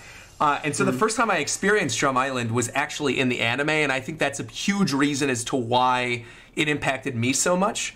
Everything you've already discussed, I think, yeah, Hugh Luck was handled far better in the anime than he was in the manga. Again, it is just a preference thing at the end of the day. But I just feel like the emotional resonance of that moment was handled really nicely. Oh yeah, no, with the voice acting and the music. Yeah, it was beautiful. It was, absolutely beautiful. Yeah, no, it was equal parts beautiful, poetic, and tragic. It was everything that I love about a particular piece of dialogue and speech in the end of the day. Yeah. And I think, like, I think, like, while I didn't really care that much for, I think at that point Chopper was probably at the bottom of my list. Sure. But he's worked way up considerably because especially around, especially I think was it in his lobby when he first showed what happened when he became the monster. Yes, it was. Yeah, Monster Point. Yeah. I loved that. Oh, me too. I thought that was an amazing idea for him as a character because it's completely the opposite of what he is. Yeah. But it also is like a super intense mega mode where he's like super powerful, but he loses all control of himself. So it has it has that give and take. So it adds tension to a scene. Mechanically speaking, in a story sense, it's a genius idea. I love that. That's so good. So good. Yeah. We got really quick, 2 other super chat questions I want to bring up. Both of these are kind of interesting. One comes from Boohoo723, who is jumping back to the conversation we were having regarding Big Mom earlier, who said, some people say that Big Mom is the Whitebeard to Luffy's Roger because they've been clashing all over the New World. Do you see her as Luffy's New World rival? I could say personally no. I don't see her as that. But I think it's an interesting take on it. To like look at it like in different angles, like just to try to make sure that I'm not wrong. I mean, right now she seems to have a grudge against him, but I don't think Luffy specifically sees her that way. I mean, I think even recently Luffy says, I think he even remarks like, "Are you here?" That kind of thing. Right, so like, right. She's clearly not. It's a one-way relationship kind of thing. So right. And this is from Lagoon Out, who said, if you had to make a One Piece canon spinoff after Luffy's story ends, which character would you highlight? Ooh. A One Piece canon spinoff. Oh, that's interesting. You go first. I want Law. I mean, the more on Law, the better. I love the flashback with Law and Corazon that happens in Dressrosa. That's probably one of my favorite flashbacks in the series. But I still think there's a pretty lengthy portion of time in which we actually don't know what Law was up to. And I know they're currently writing a light novel similar to what they did with Ace to fill in sort of his backstory. But I guess it's something that we know is going to happen at some point because they're already doing the manga version of that Ace light novel. I'm sure they'll do a manga version of the Law one. That's what I'm most looking forward to. I think Law is probably my favorite character in the entire series, and I just think there's so much more left with him. And I think it'll be especially interesting once One Piece is over to see what his entire journey was. Yeah, that would be cool. Actually, for some reason, whenever I'm asked this question, I always think of I can't think of anything immediately after the story just because I don't know where the story's going to end. So I always start thinking like, okay, what characters were established in the past and what would be a cool story to tell? I think it would be really cool, like, to see the story of Roger from like being a kid up and like I think that could be cool. I think, speaking just from the fact that we just got the Roger flashback with Oden, and knowing like in the SBS where Oda's designed all the Roger pirates, I do wonder if maybe that's something that he might not do that he might not do a prequel series or a spin-off series or whatever with Roger, even though I think it's like ripe for the telling, right? To actually see the God Valley incident in its entirety, to see like some of these massive moments from his history that have sort of become legend, would be fascinating. But I don't necessarily know if that's something that's actually in the cards. No, I don't. Like, I mean, like, to be honest, I can see, like, after having spent like 23, 24 years writing this story, I think the last thing he'll want to do is dive back into it immediately after. Right. I no, like, it's Law is a good one. Law is a good one. Yeah. I don't want to piggyback your answer though. No, that's fine. You can piggyback my answer all day. It's fine. It's really hard. I'm trying to think of young characters that you could tell a story with. I think Bonnie would be kind of interesting to find out more about her, like how old she actually is, and what happened with the kingdom and Kuma. I think all that kind of stuff would be kind of interesting. Really, all the supernovas in general, I think, would be fun to get fully fleshed out stories for. See, that's the thing though, is that like One Piece is like, you're rattling off all these names, and I'm like, you know what? Yeah, absolutely. I think that's the thing though, is that like I'm sort of overwhelmed with choice because One Piece's world is so well realized, and there are so many characters that could potentially go down. Like, you could easily go down any avenue. Absolutely. Like, we haven't seen really much of, if any, of the revolutionaries, but I just know that like by the time the series ends, we'll know everything that we need to know about that. So That's interesting you say that too, because are you aware of like the recent editor comments that have been made over the course of the year? No, I haven't. No, okay. I haven't looked at any of them. So long story short, the TLDR of it is that Oda's editors are known for giving these weird like timelines for when things are going to happen, or like what % of the story is done, and they've done this for a very, very long time. But this year is different. This year there seems to be a consensus among all of the editors and Oda and Shueisha itself that Oda would like for One Piece to be wrapped up within the next 5 years. That there's about 5 more years left of One Piece. And there's been a lot of people saying, well, that's impossible. There's no way they can do that with the current pacing. I mean, there's too many things to cover. There's so many characters to go over. And the way I thought of it, if you think about a 5-year time span, Dressrosa to where we are right now was a 5-year time span. There's plenty of room in there for super long story arcs.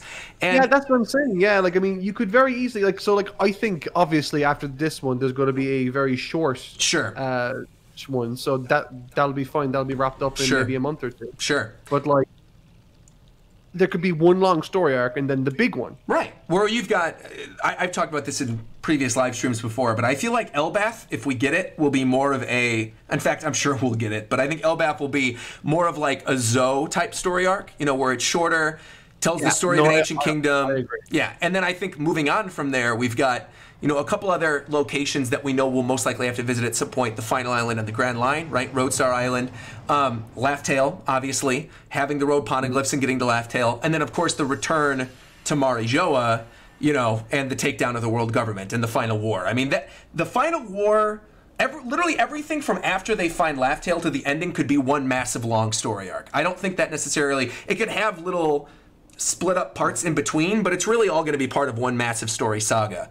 And I think and Oda did say that, like, the whole Marineford thing, y'all ain't seen nothing in it. If you think this is a war, just wait until you get to the end. Exactly. So and so I took what Oda and his editors were saying, not as One Piece is going to be over in 5 years, but that One Piece following Wano Country could potentially be wrapped up in about 5 years. I'm not taking any of that time span stuff into consideration until you look at the end of Wano, but realistically, I mean, if Wano ends next year, and then we've got this other 5-year time frame, that would bring us to the 30th anniversary of One Piece, which would be kind of poetic to end it on the 30th anniversary, So I could kind of see them dragging certain things out to get to that point, or to officially end it on that 30th anniversary. So, yeah, I don't think that...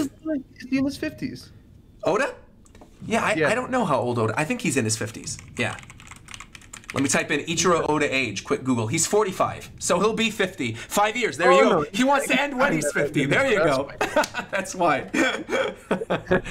Yeah, there you go. Because the last thing you want, obviously, is for a series like this to be wrapped up in a less than auspicious way and kind of be like, okay, gotta rush it, which I don't think is Oda's style. No, so, and I think Shueisha would never let that happen. Chapters if it was, so. Right. This is such a huge moneymaker for them that I feel like there's contingency plans in place for pretty much every scenario. And yeah, I can't imagine it ending in a way that is not, somewhat satisfying. Yeah, I think what I found interesting actually about the whole laugh tale thing was I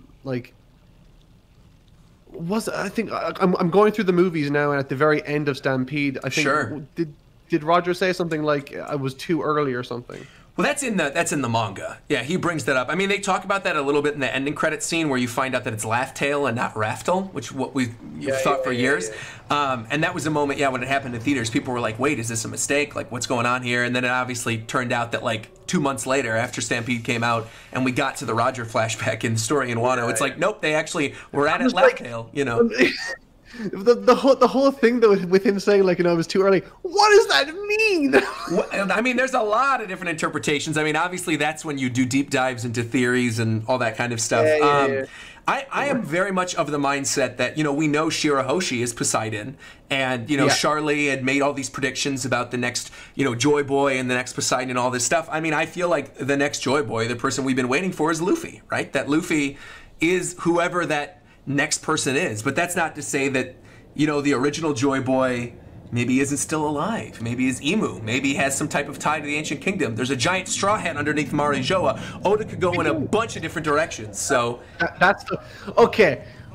We're putting on our theory hats for just 2 seconds here. Okay, right. Emu, that Emu guy, right? Yes. Like the big bad, right? So he has. I love it. He has a very specific eye.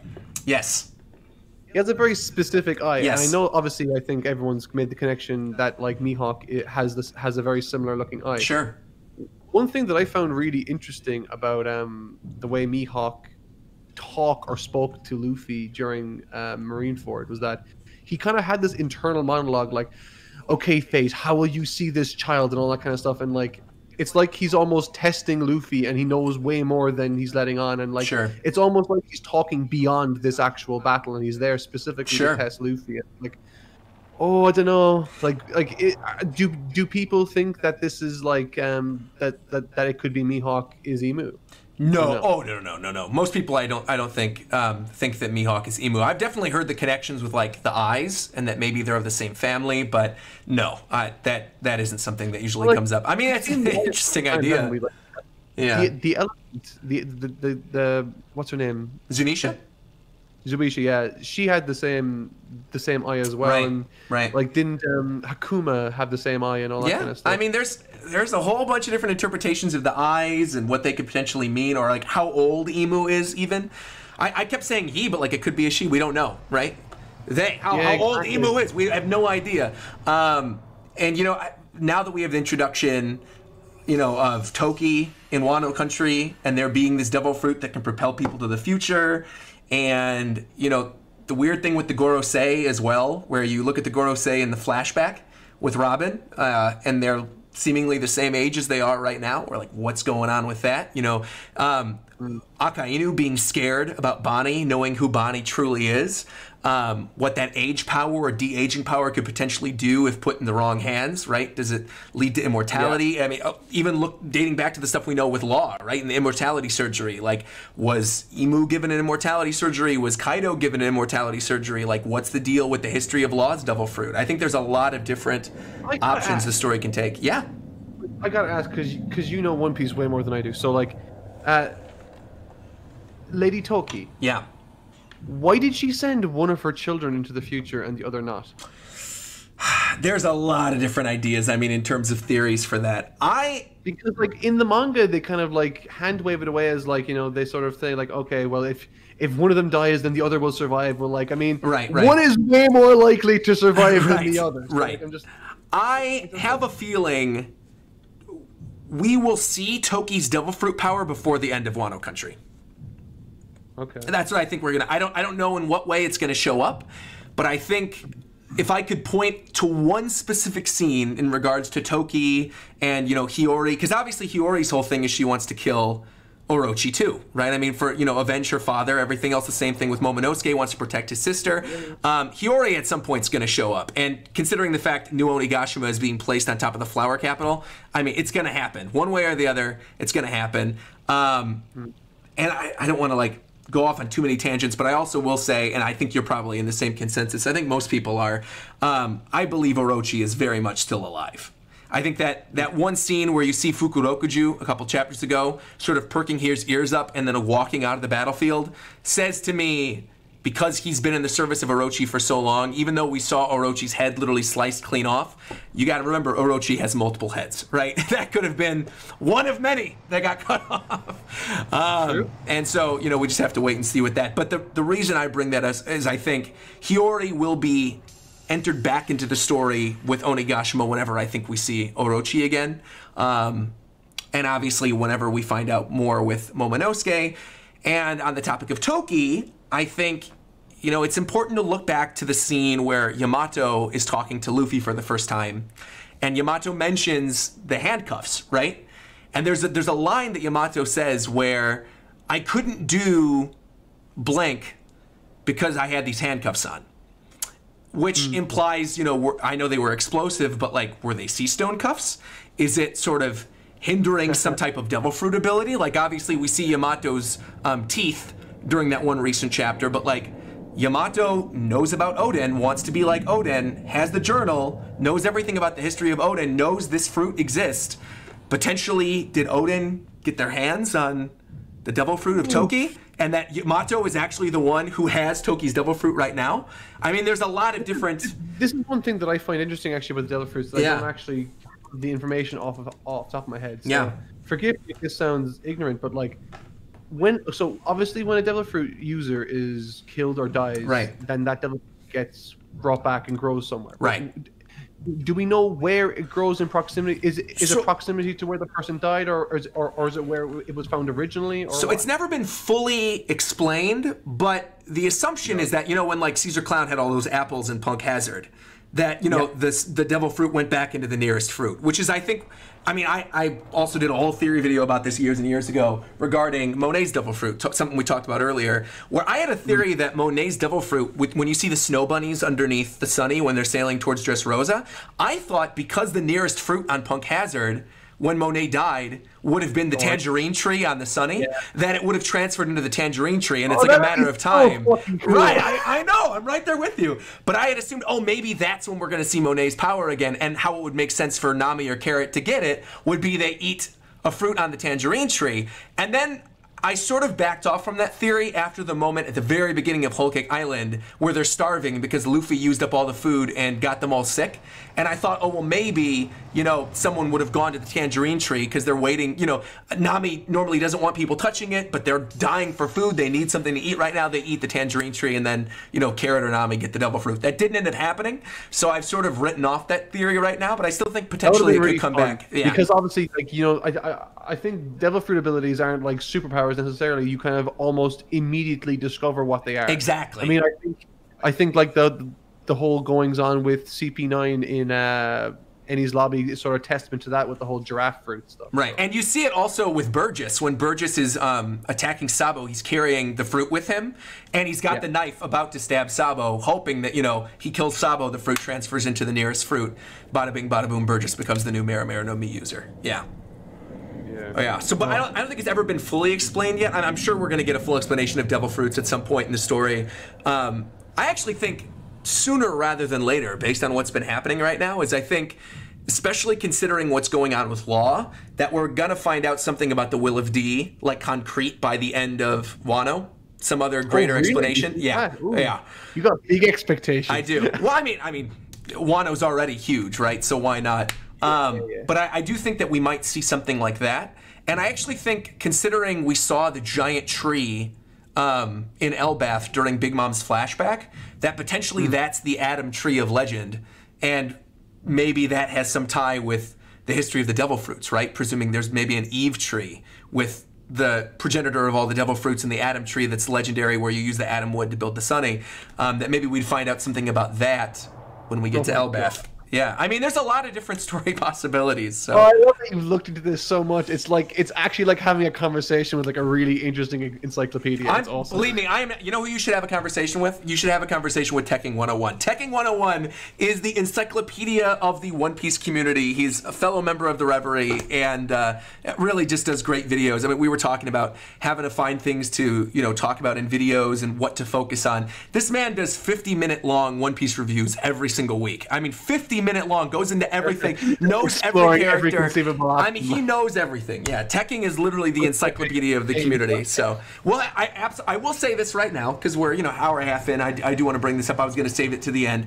But, of course, it goes without saying, you absolutely 100% have the invitation for the next major Reverie stream. I don't think it's going to happen until about February.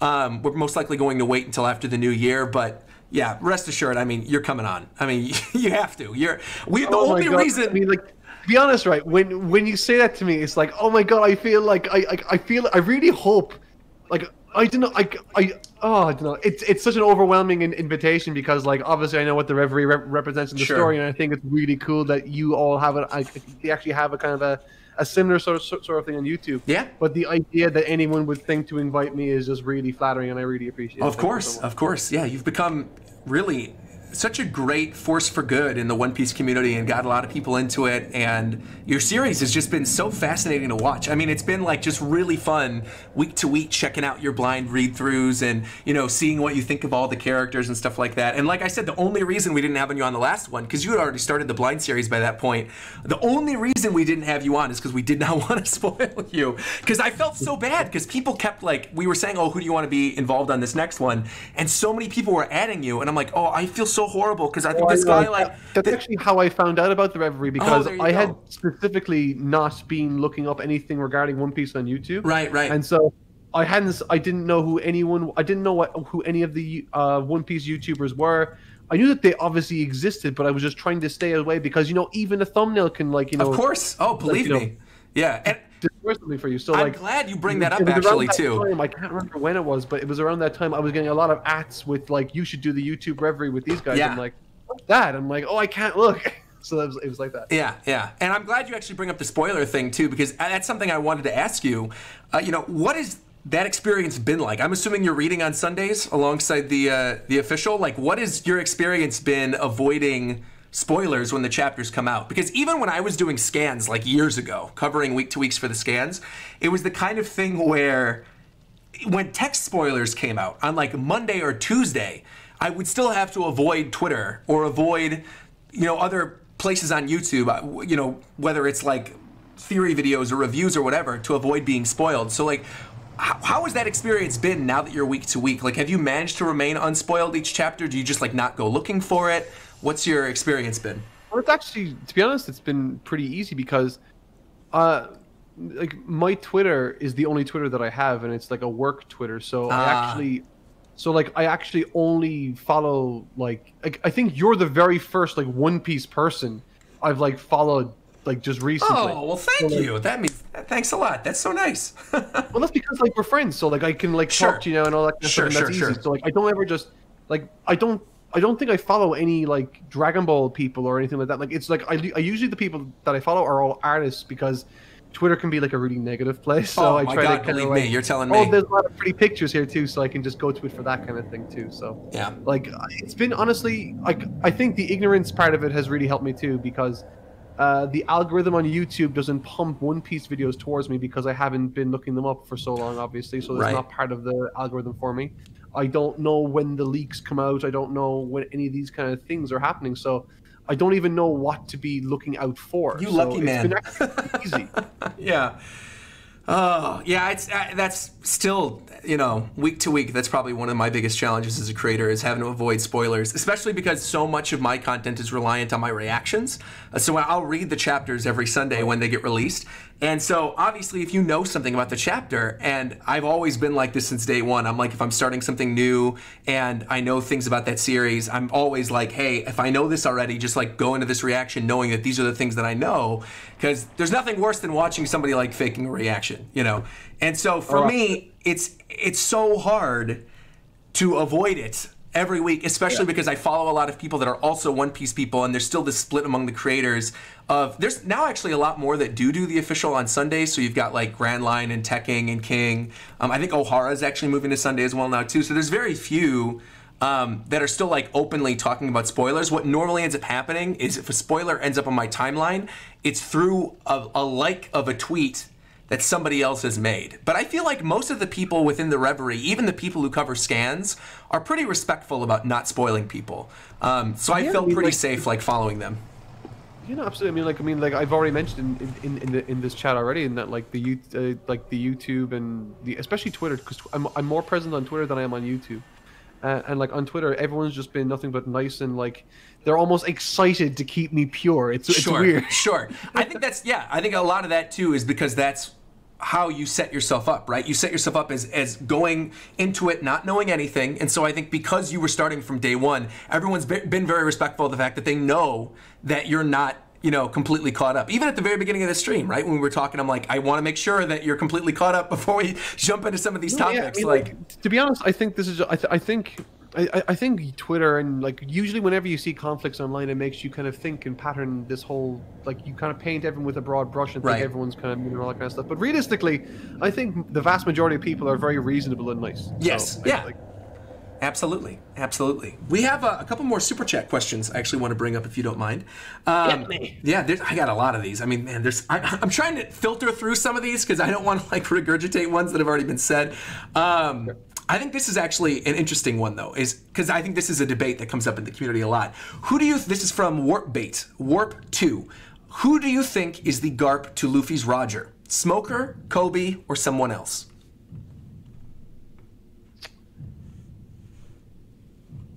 Ooh. I mean, the Garp to Luffy's Roger. Because personally, your options were Smoker, Kobe, and who? Somebody else. So just somebody else. Yeah. Ooh. I know it's tough. I actually like Smoker a lot, but I think it could be Kobe. I don't know. Yeah. I was just gonna say I feel like Kobe makes more sense. Of Garp as well. Yeah.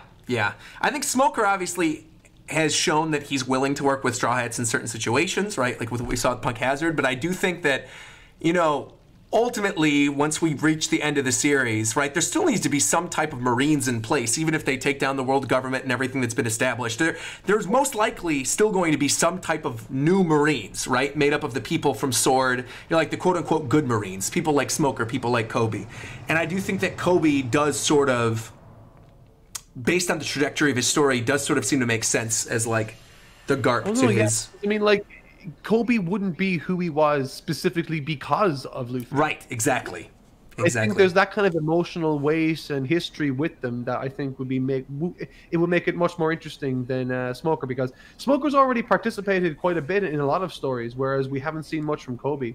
Yeah. So I think personally, if I was to put money down, I would probably put down Kobe for that mirror of Roger's history, probably. I don't know. Right on. We have, this is another one. This is from Tornado Man. I'm going to word this in a different way than the way they worded it, so just keep this in mind, Tornado Man. Thank you for your super chat, but I'm changing the question a little bit. Mark, what is your theory in regards to Crocodile's secret that Ivankov is keeping? What do you think is going on there? Dude, I have literally no idea.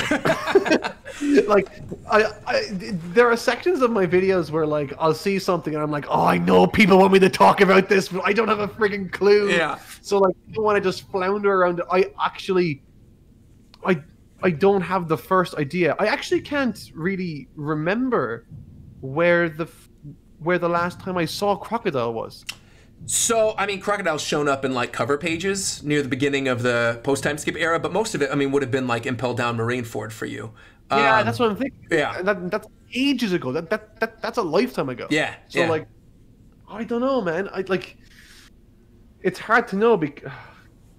It's tough. I know. I get you. I think the thing is, there's two big theories that are out there. One is the idea that Crocodile was once a woman, and that with Ivankov, with the hormone powers, changed Ivankov into a man. And that's what the whole secret was. And, you know, this is further, not proven, but, like, the evidence for this is the earrings on the ear to sort of symbolize, like, femininity on Crocodile's ear in the pre-time skip era. During it was the Roger flashback, where you see everybody at Roger's execution, where you see Crocodile, but you only see Crocodile from behind with long hair and the earring on the feminine side. Oh my god! And you've got the scar across his face.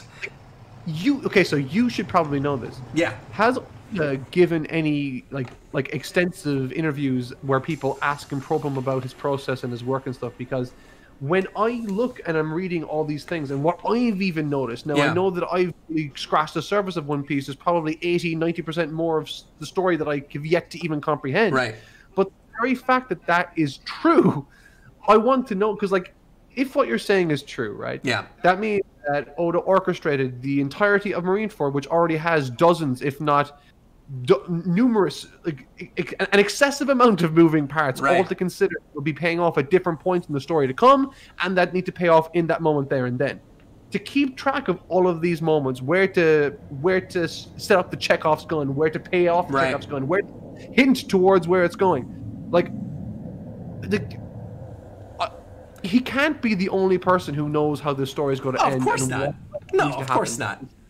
Oh, I'm so impressed with the story that I would love to see how it's made, like how it's written specifically, because it really is an impressive feat of just writing in general. Yeah, yeah. And I think, again, the other big piece of evidence towards this too was like Crocodile's scar. We've never really gotten a full explanation of the scar across his face. So some people are thinking it was like surgery that Ivankov did. So I would love to find out more about it. Yeah, there's just a lot of people who think that Crocodile either used to be a woman or was like very, very young and was sort of aged up to eventually become, you know, the man he is now, which is why he still refers to him as Croco Boy instead of like Crocodile. There's a lot of just interest, and plus like Peter Pan, the man who never grows up, Crocodile, the Hook, Captain Hook, you know. There's a lot of different levels to it, a lot of different layers. All right. This is from Fox. I know, I'm like throwing everything at you, but I'm sure as somebody who's like new to One Piece, you're like, what? I never even thought of half of this stuff. But as somebody who, you know, does it week to week, it's like we're inundated with theories like this in the comment section, so it's stuff that we've heard. It's like I'm just sitting back and like getting my mind blown every 5 seconds. So that's good. That's what we like to hear. This is from Fox TV, who said, tell him about Luffy overhearing Shanks talking about how to defeat Blackbeard when Luffy told Sanji in Drum Island. I'm not sure what you're referring to. Otherwise, I would have told him, but I'm not sure. If you don't know, I definitely don't. Yeah, ask Teching, he'd know.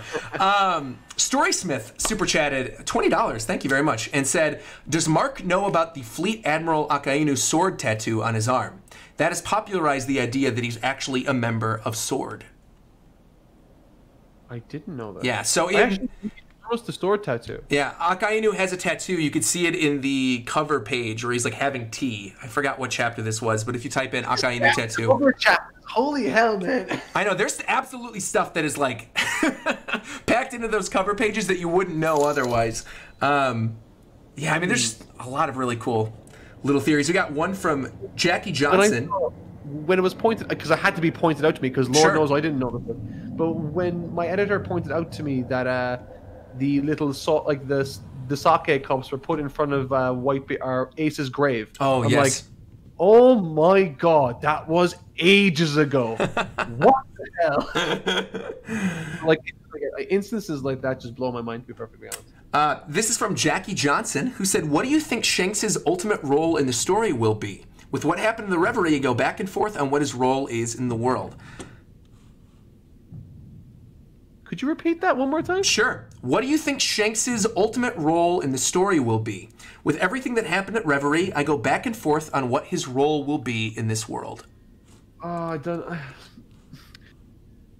Like, in my head, I kind of think, oh, is he going to be the big bad? But, like, I mean, I just think it's... I think like there are so many things that are so curious about Shanks's position in the story, especially towards the beginning. Like, why the hell was someone like Shanks there and then? Right. Specifically, so there has to be a connection with Luffy, and he has to have shown interest in Luffy in some shipper form. That's obvious. But one thing that I did notice as well, or that was pointed out to me also, was that what was that massive battle with the Rocks Pirates and all that kind of stuff? Oh, God Valley. And the Celestial Dragons and everything. Yeah, God Valley. Yeah, like that was 39 years ago or something, and Shanks is about 38 or something, isn't it? Yeah, and there was like the orphan on the island, and Zebek, and yeah, I mean, there's a lot of stuff to break down there. Yeah, like I mean, like a lot of people, the person that I was talking to, her name is Rachel. She's amazing. She knows so much about this story. It's ridiculous. She's part of my One Piece secret service that keeps me kind of yeah, making sure that I'm hitting the right points and all that kind of stuff. Sure. And she pointed out to me that like she thinks that like the fight could potentially have been over Shanks, and like maybe Shanks could have been a celestial dragon, or like there are like loads of different options that could possibly be there. But like God Almighty, it's just hard to keep track of. Yeah. But like the idea that I could pinpoint, like I think actually, this I will say this: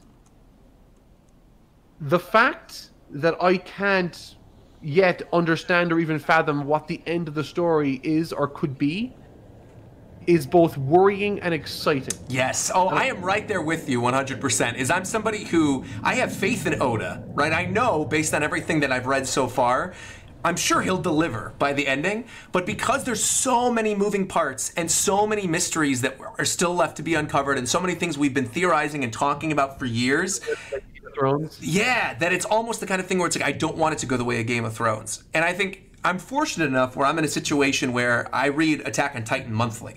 So I'm caught up completely to the Attack on Titan manga. You know, obviously we're entering the final season of it now. And the way, believe me, I would never. No, of course. But the way in which Isayama has wrapped everything up and the way in which he's called back to so many things. It's very, in my opinion, I think he's done a superb job with it, and it's given me faith that Oda will be able to pull it off as well. Because there are things that he calls back to in recent chapters near the end of Attack on Titan that were there in Chapter 1 and Chapter 2. Now, mind you...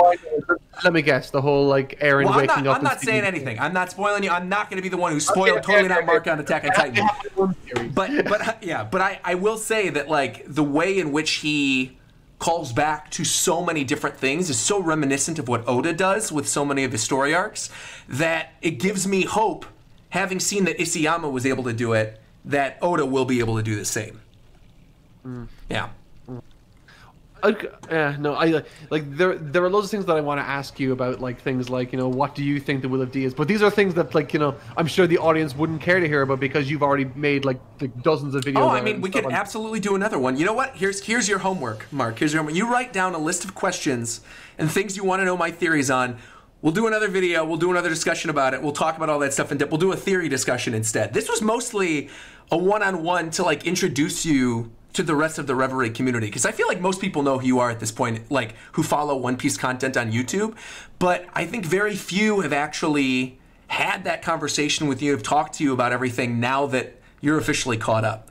So that was really the primary reason to put this one together. But of course, yeah, absolutely, we could always do another one of these. It's fine. It's been fun. So real quick, I want to do some lightning round ones. I know we haven't been able to get to every Super Chat question. Apologies for that. It's just the kind of thing where there's so many. Maybe we'll try to get to some more by the ending. But I have a lightning round bunch of questions that I want to ask you. You can give very short answers or you can go long answers. We can dive into all this stuff. But just sort of ask like what your favorites are in the series in general. So, lightning round questions. Are you ready for it? You got your cup of water ready? All right, here we go. Favorite backstory. Go. Robin, I thought that was really cool. I really enjoyed. Oh wait, no, I have to say Wano now. Okay, for ages it was Robin, but now I think it's Odin. Odin. All right, there you go. Favorite story arc. Oh, Skypia is so magical. Oh my God, love yes. Wano. I think Wano's definitely my favorite stuff. Wow, Wano, really? Yeah, no, Wano is like I've enjoyed Wano so much. That, first off, that is definitely an unpopular opinion to say that Wano is your favorite, considering one, it's still going on. And not to say I disagree. I mean, I think Wano's had some amazing moments, but it's fascinating to hear somebody say that.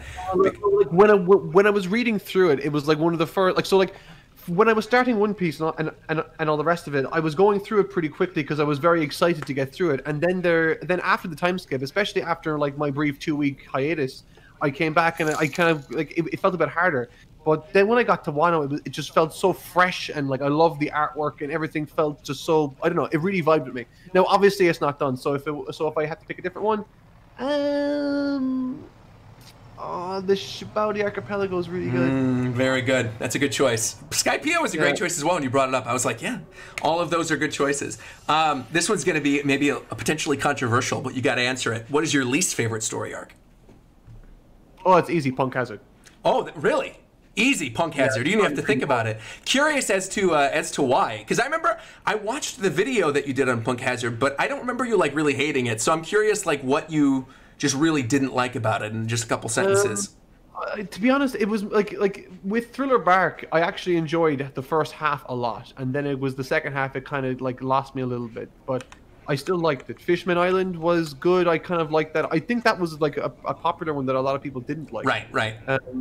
But no, Punk Hazard, it felt a lot like it was a setup arc because it was, and I felt a lot of things happened in it in a sort of roundabout kind of meandering way. I thought it was very by the books, and I kind of foresaw a lot where a lot of things were going, and I wasn't excited to be reading it. I was excited to be leaving it. Yeah, if that makes sense. No, I totally. It's funny because I remember really getting back into watching the anime regularly during Punk Hazard, and I remember how so many of those episodes were just them running down hallways. But despite, the reason why I'm kind of more positive about it in my video is because that's more dramatic of my actual feelings towards it, because I don't actually hate just like any One Piece story arc. Sure, and I know that the fact that like maybe for a lot of people, Punk Hazard could be some of their favorites. So I mean, who's to say? Well, see, Punk Hazard has never been one of my favorites, but it's had two moments that I put up there as like some of the top 25 favorite moments from the entire series for me. One of which is when Zoro's fighting Monet, and Monet is so confident that Zoro's not going to cut her. And he says, you know, have you ever met a wild beast that doesn't bite? That line is probably one of the coolest Zoro lines. Do you know what?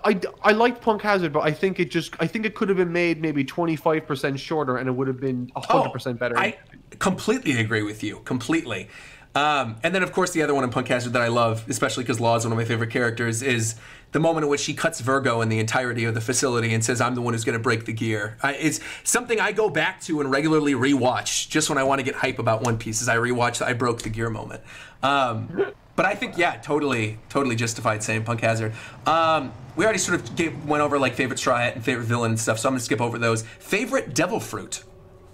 Oh, easy. Flame Fruit. Fire powers are the absolute best. That's the objectively correct answer. Wow, that's your favorite. Okay. Oh, like, dude, you have no idea how much I want the Flame Fruit. It's so cool. Interesting. Well, then this goes right into the next one, which is if you could have any Devil Fruit, which Devil Fruit would you want? Flame That's Fruit, easy. 100% Lancer Chris, yeah. What is one Devil Fruit that you still want to see in the series moving forward?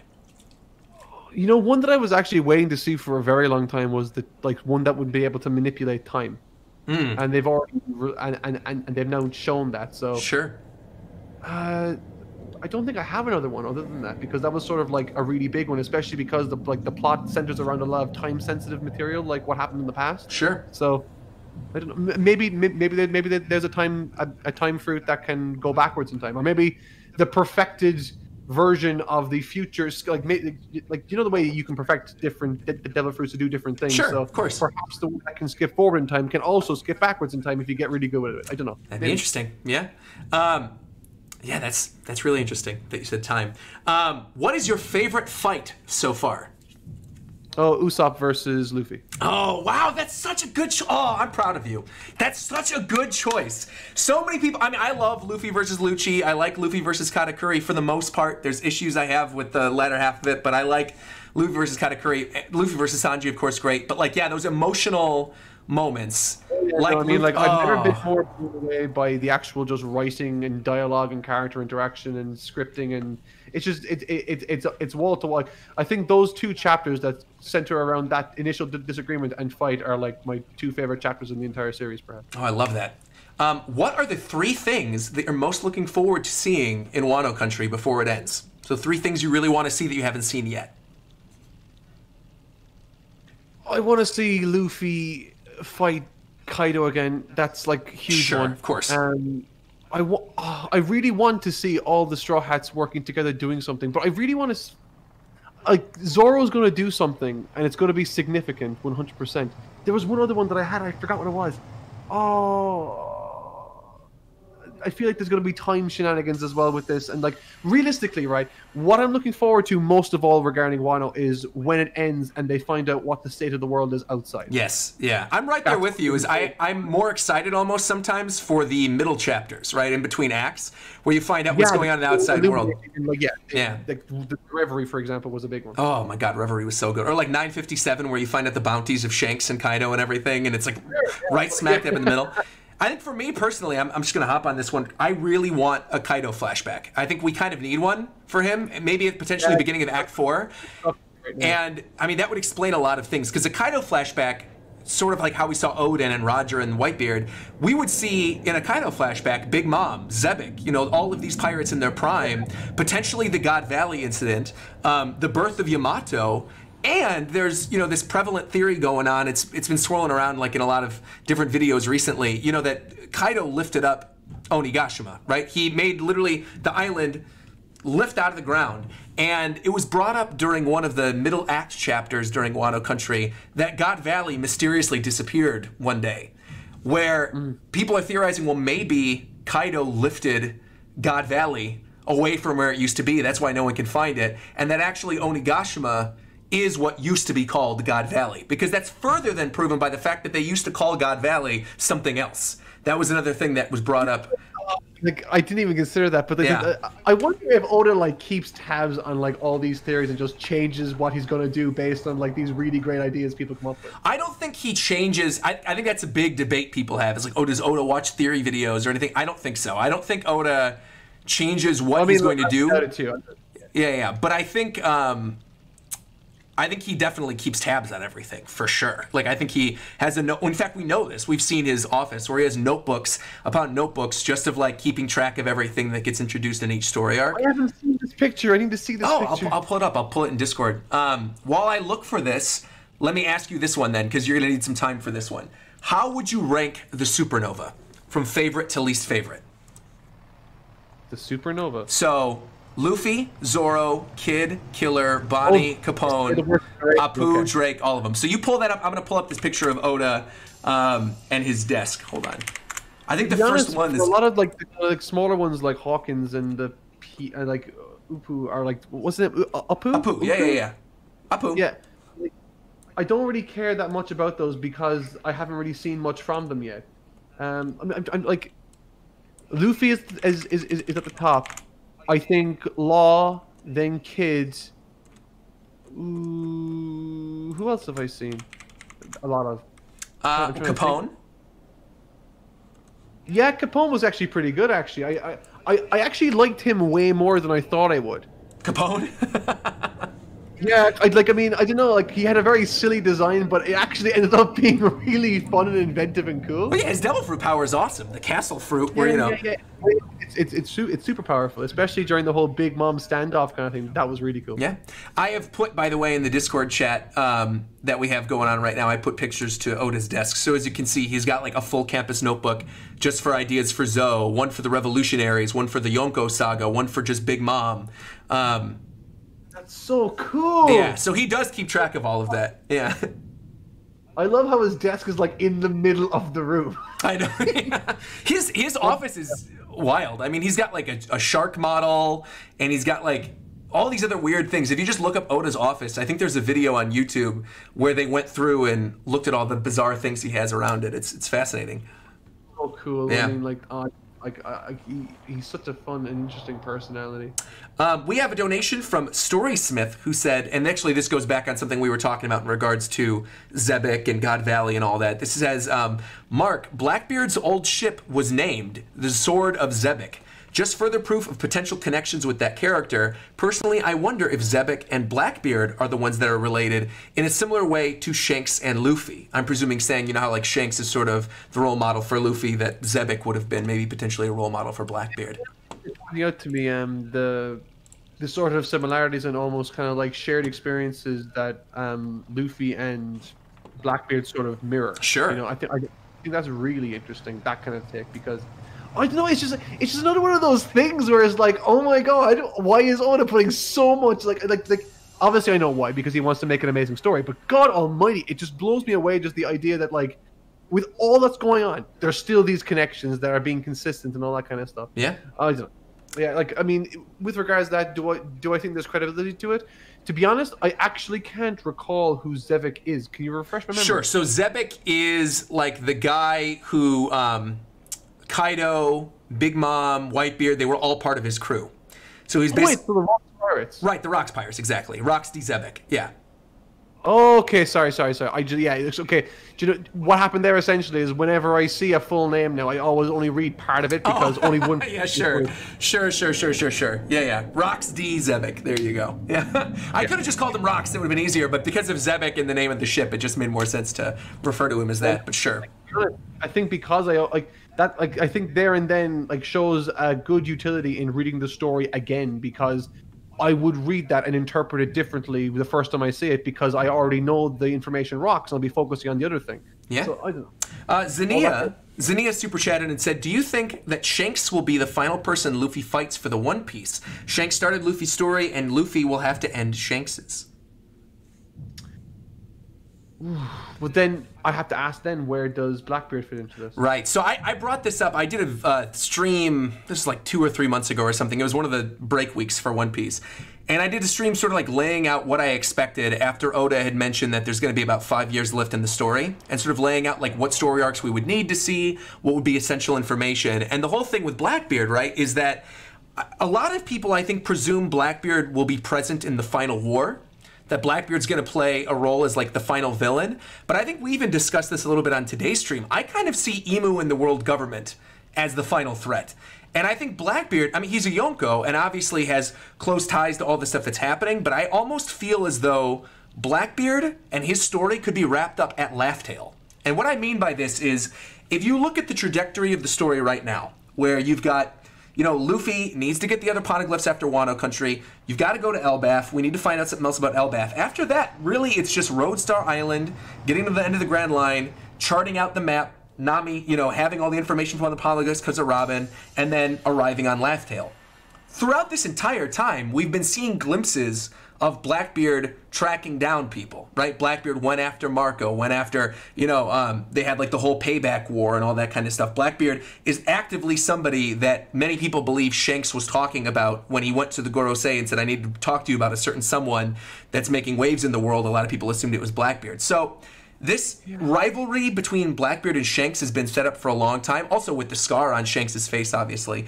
And there's an idea that Shanks knows obviously something about Laugh Tale, considering he was on Roger's crew at the time, and even though he didn't go because Buggy was sick, that Roger potentially told him something about Laugh Tale. What'd you say? Very convenient. Exactly. So that potentially Shanks could act as maybe a gatekeeper for Luffy, as like a, hey, just to make sure you're ready, this is the moment, give me back the Straw Hat and let's fight. And that's like the fight on Laugh Tale, and it's like a friendly, maybe rivalry, maybe even potentially a setup for like... I think we need to learn more about Shanks, though, before that happens. I agree completely, which is where Blackbeard's sort of role in all this gets kind of muddy, because Blackbeard, I presume, is actually going to be the one to kill Shanks. I think Shanks, Luffy, and Blackbeard, all of their stories come to a head at Laugh Tale before the reveal of whatever the One Piece is, which then leads into the final war. And yeah, I agree with you. I think we need to find out more information about Shanks, his crew, his role in the story, why he went to the Gorosei, all of that stuff before we get to Laugh Tale. Before we even get to the final war, I think we need to find that stuff out. No, absolutely. Yeah. Like, I mean, I think just as you're outlining it there kind of highlights all the different things that need to happen before it ends. So I can totally understand why people have the opinion that, like, so, like, you know, surely you need more than 5 years, but it could be the case that if it's done in 5 years, it could just be an incredibly well, tightly paced 5 years. Yeah, I mean, look at the pacing of Wano Country recently. I mean, think of all the things that have happened in the last 20 chapters of Wano Country, right? The introduction of so many characters. I mean, like, I think in my last or most recent coverage of the One Piece story, the canon story, is like, I say that Wano is on track to being my favorite story in the entirety of One Piece.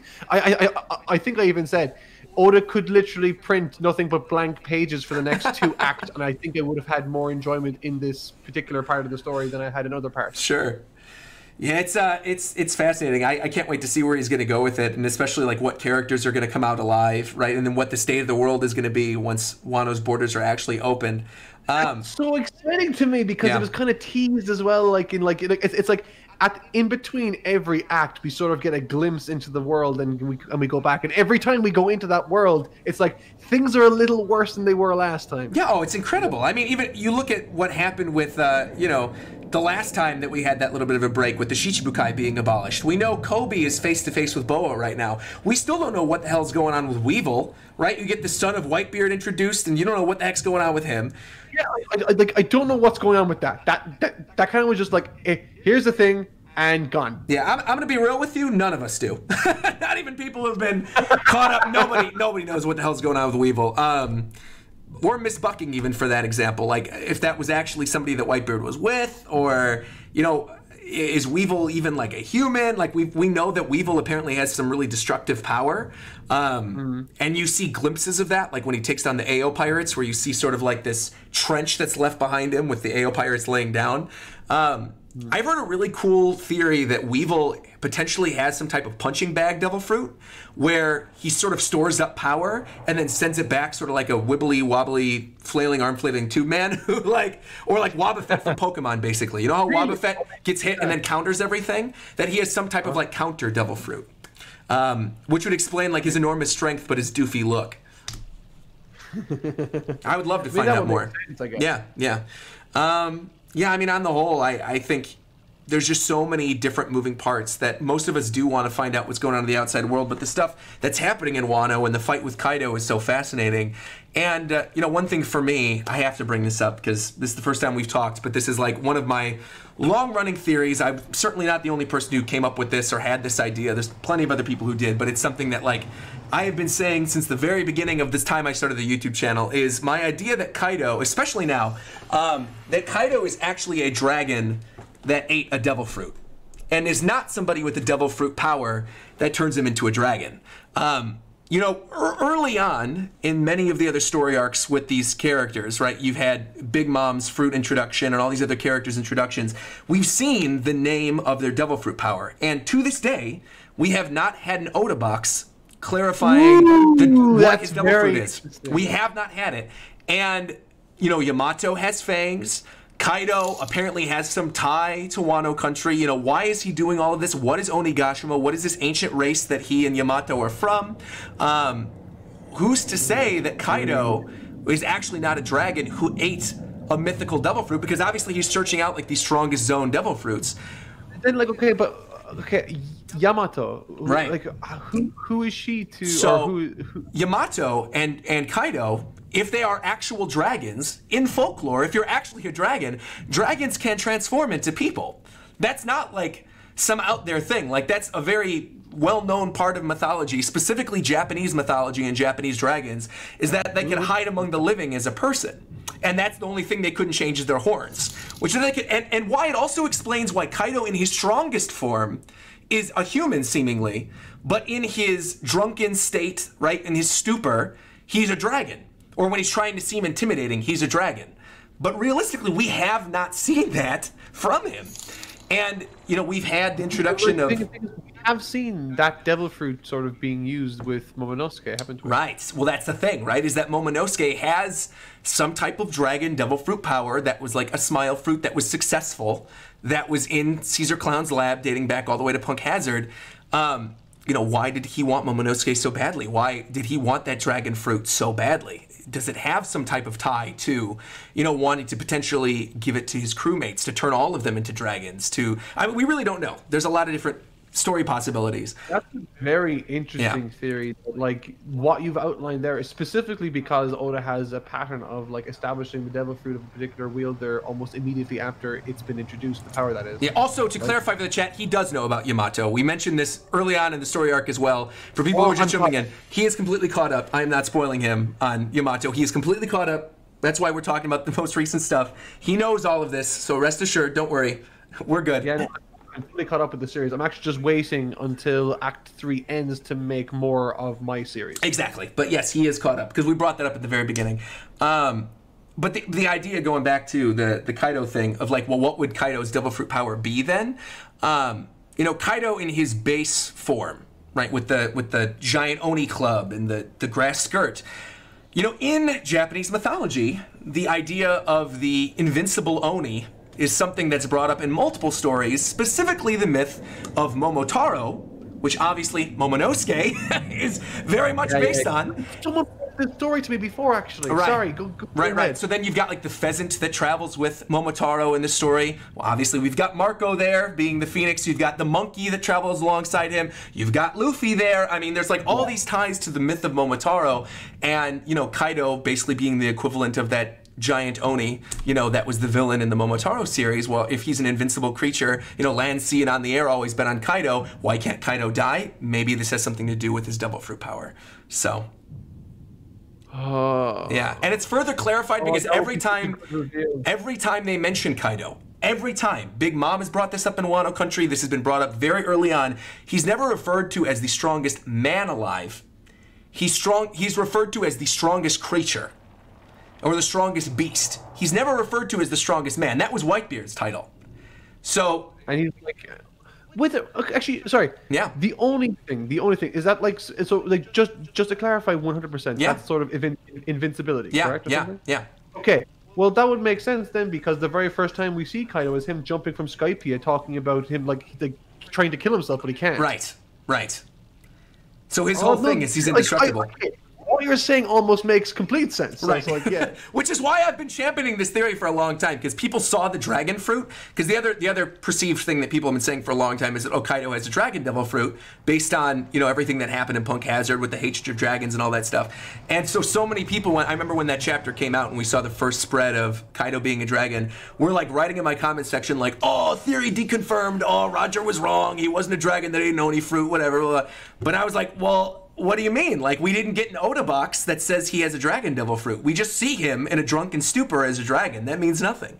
So, yeah. See, like, that's the thing, though, is that, like, no, 100%. So, like, I think it could, like, I think you're totally justified in having this theory. Because there are so many things pointing to it or half reinforcing it, and there's nothing to the contrary of it yet. Right. So, and I mean in fact, it's reinforced in recent chapters with Yamato saying, you know, oh, dragons can use their clouds to lift mountains and all this other stuff. I mean, they're talking in terms of like dragons actually being real, as opposed to like, oh, the powers of my sorcery or the powers of the dragon, the devil fruit or whatever. You know, like they're mentioning it as if this is something that dragons can do, and we see Yamato has fangs. So it's like that was something that almost was going to come out, but then didn't end up coming out. So, you know, that's something that I wanted to talk about actually, because I did notice that as well. Like, and I was reading that I think yesterday. Yeah. And there was a close up of her face. Yeah. And then all of a sudden it goes into her teeth. I'm like, is that someone else or is that hers? No, that's Yamato. That's Yamato. It's definitely her. Yeah. So, yeah, it's interesting, man. Super interesting. Well, I think, you know, we've been going for 2.5 hours almost. This has been so much fun with all the. Oh, we have one more. This is like one of the only proper times I've actually had to like really gush and talk about One Piece. So thank you so much for having me. Oh my God, honestly, you are more than welcome. That any of you would even think to like, include me in the reverie is ridiculously flattering. Thank you so much. Oh my God. I will absolutely be taking you up on that offer. Yeah. Oh yeah. For 100%, you will be part of the next reverie. You guys heard it here first. I think it's going to be fascinating too, because like I think a lot of people see me as sort of like the guy in the community that is sort of like the glue. Like I introduce a lot of people, but I'm certainly not like the most knowledgeable. I'm certainly not the most over the top. I think there's people who are, I'm not a power scaler is another thing too. So there's people who all have their own specialties, and I'm sort of just known as somebody to bring people together. So yeah, I think you finally being introduced to everybody and then having the opportunity during the next reverie to like talk with Tekking, right? To talk with King of Lightning, to talk with Brago, O'Hara and Morge and all the rest of them. I think you are going to have an absolute blast, and we are so looking forward to having you. The last reverie, so many people were saying, how could you possibly top having the live-action One Piece writer on the show? How could you go bigger from there? So obviously, I think having Totally Not Mark would be the next big step. So yeah, and I want to take this opportunity, of course, to say, man, like I'm so happy, one, of all the people that you've gotten into the One Piece community with your review series. I have to say, of course, too, like, your review series has been so much fun to watch. It is so quality. The stuff you're doing with that series is very much unlike anything that a lot of other people have been doing, and I think has inspired a lot of us who are One Piece content creators to sort of do the same thing with other shonen that we're not as familiar with. So I know Joyboy Theories, another One Piece YouTuber, is looking into doing Berserk in the same way. I'm looking forward to potentially doing Naruto in the same way. So you're literally doing this thing where you spurned on this whole new wave, almost like, you know how they have the era of One Piece. You're spurning on this new era of One Piece YouTubers. And yeah, I think I cannot say enough how much of an impact you've made on the community in such a short time. I think you are hands down the MVP of the One Piece community in 2020. Oh, dude, like I can't, like, okay, so a brief history is like I'm from Ireland and I take praise so poorly. I don't know what to do with it. I'm much better when I take criticism or if someone's like insulting me. That's way. So yeah, you're very welcome, of course. I don't think I can accept that. I don't like. I mean, all of you guys know so much more than me. You make, and I would assume you all make incredible content. I like the fan bases have been saying as much. Like I've been reading people saying, I should check out this person. I should watch this video. Sure. I should check out this video. And your name has come up on countless times. So like, don't undercut yourselves. You all do incredible work, no doubt. And I'm happy that some of the stuff that I made, I'm happy that some of the stuff that I made, some people could enjoy. That's the only thing I can ask for. Absolutely. We have one last super chat I want to bring up because I somehow missed this. I think I got to most of them over the course of the stream. Apologies if I didn't get to yours. It was obviously, there were a lot of super chats being thrown at us. We had a whole chat. We went on a bunch of different tangents. But this last one I think I should read out. It says, Roger, you skipped my super chat question. Please ask Mark to say the line. He knows which one. One Piece is the greatest story I've ever seen in my life. See, there you go. He said it, ladies and gentlemen. He said it.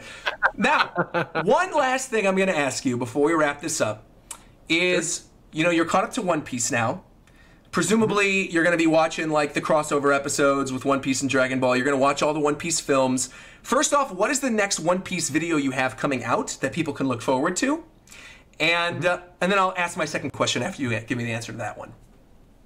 The next One Piece video that I have coming out is the conclusion to all the movies. So tomorrow there will be a video being released where I discuss the end of Strong World. I cover Film Z, I cover Film Gold, and I cover Stampede. Excellent. Ooh, I gotta ask you, curiously then, what is your favorite movie of the ones you've watched? My favorite movie? Yeah. I actually say it in the video. It's I think it's a toss-up between Strong World and Film Z. Interesting. See, I know a lot of people love Strong World.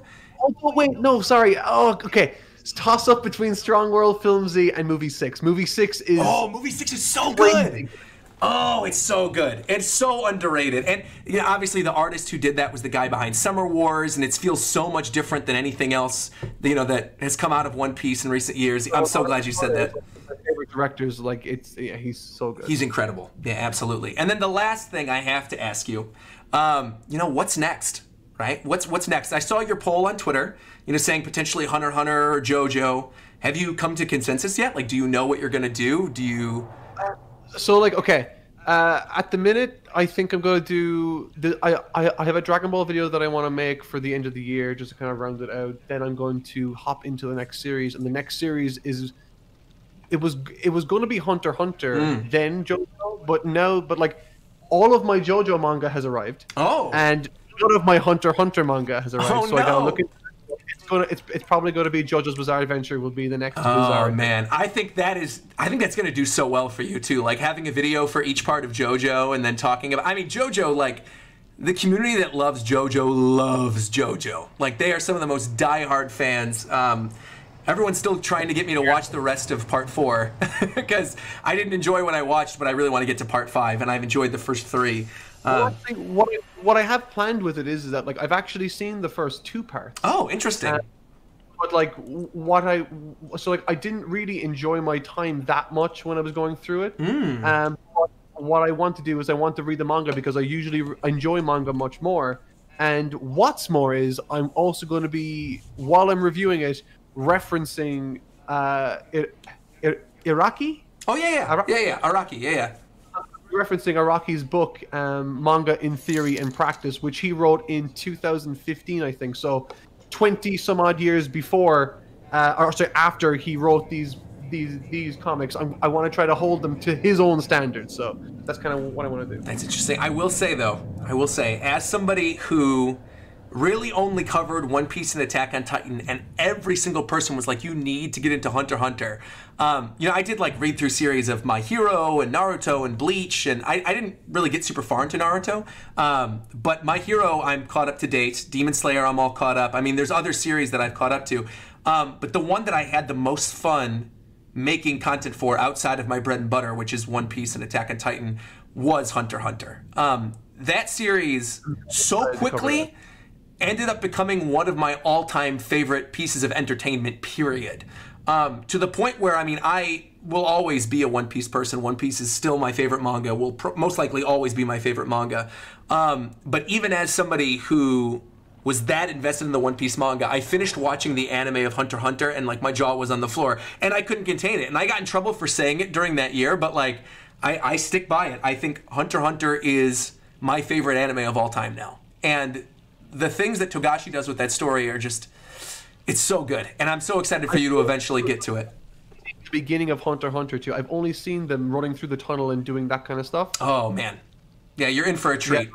Yeah, I have every intention of covering all of Hunter x Hunter, or at least all of that's there. Yeah. So like, probably end up like, so what will probably happen is I'll probably cover JoJo up until maybe towards the end of February. Sure. And I'll do Attack, and then I'll be doing Hunter x Hunter from there on then. Oh, I thought you almost leaked an Attack on Titan read-through. I really want to do Attack on Titan. You should wait till it's over, though. I think, I believe you should wait till it's over. The reason why, so like, I would be doing Attack on Titan next, but the problem is that I've actually seen seasons 1 through 3, and I've already seen episode 60. Ah, sure. So, I mean, it would, like, if I was to review Attack on Titan, it would probably be just 2 videos or something where I break down what I love about the series. I already made a video on Attack on Titan about things that I like regarding surprises and how Isayama writes it and stuff. I find it fascinating. Sure. I don't know, Attack on Titan is one of my favorite animes that I'm currently watching. I love it. Yeah, the new season, I've already enjoyed the first episode, and I can't wait to see more. I haven't read any of the manga. Oh, yeah, you're in for a treat. All of the manga, just because I wanted to give Isayama money. And see, the thing is, you're in a situation that I'm in, right? Where as content creators, we're constantly told, read this series, watch this series, I recommend this series, and we're being bombarded with it. And I think it's very easy to fall into the hype and set expectations for yourself for certain series where you're like, yeah, but there's no way it could possibly be this good, you know, or you hear that something's like the best thing ever, and you finally read it and you end up, it doesn't really like connect with you in the same way that I think your audience wants you to. Yeah. But I will say the 2 series I feel confident in hyping up and recommending to people, always, no matter the person, if you enjoy shonen manga, you enjoy manga period or anime, the 2 I would always recommend, bar none, is Hunter x Hunter and Attack on Titan. I feel like you cannot hype those series up enough, and I think, you know, even being told that it's going to be really, really good still does not take away from you experiencing it for the first time. And especially if you don't know pretty much anything about it, I think you're going to have a treat on your hands with Hunter x Hunter. I really do. So, no, absolutely, yeah, 100%. We got one last super chat saying just thank you from Haywood Banks, saying another welcome versus stream. Absolutely, yeah. If you guys want more of these type of one-on-one interview streams, I actually just did one over the weekend with Joy Boy Theories. That was a lot of fun. Phil at One Piece YouTuber. I love doing this one with Mark. Of course, we should absolutely do this again at some point. If there's like a break week for One Piece or neither of us are busy, we should find time to do it again. Of course, you're more than welcome to be on the next Reverie. Naturally, you already have my full invitation. But yeah, where can people find you if they don't already know who you are? You know, what do you have coming down the pipeline? And any final closing thoughts about One Piece? First of all, I just want to say thank you so much for having me on. It's an absolute pleasure. It was my very first time getting to speak with you, and you've been nothing but an absolute gentleman. So thank you so much, first of all. Thank you for making the time and, you know, taking time out of your day to do this, especially after you had the power outage yesterday and things were stressful. Yeah, so it means a lot. Yeah, thanks a lot. I'm just happy to like not disappoint people. Really, I'm just happy to have the conversation. Happy that it went so well, and you're an incredibly nice person. Oh, so thank you. Thank you. You can find me on YouTube with Totally Not Mark, or on Twitter, same as Totally Not Mark. I basically upload anime content now. I'm wrapping up One Piece, but I won't be finishing with it. I'll be basically covering One Piece ongoing until it's done. But right now, I'm currently reviewing the One Piece movies. I will be reviewing the One Piece specials. I have a Dragon Ball video coming. I have JoJo videos coming. Hunter x Hunter videos coming. Subscribe if you want to see those. Absolutely. I highly recommend subscribing to Mark. His stuff is great. And yeah, I guess until next time, I guess the Game Awards are tomorrow. Are you into video games at all? Surprisingly, no. No. Oh man, I was gonna say, are you gonna be watching the Game Awards live tomorrow? We're expecting some. I know, I'm one of those really weird guys that just like, for some reason, I fell out of video games. I was a massive Halo fan, but I just stopped playing the games when they got bad. Oh, interesting. Well, tomorrow's the Game Awards, so I'll be streaming it. Mark will not be watching. He'll probably be reading some JoJo or watching some One Piece specials. But I'll be back tomorrow with my live reaction to whatever happens during the Game Awards. Thank you guys so much for tuning in. Really amazing stream. Thanks to everybody who donated, all the super chatters, all the people asking questions, all the people supporting in the chat, you know, all the people who were dropping likes in the video. Greatly appreciate it. All the people who are watching live. Like I said, we had concurrent 3.5K throughout the majority of this entire stream, which is really great. Thank you so much. So yeah, thank you very much for watching. Like, comment, subscribe. And until next time, we'll talk to you guys later.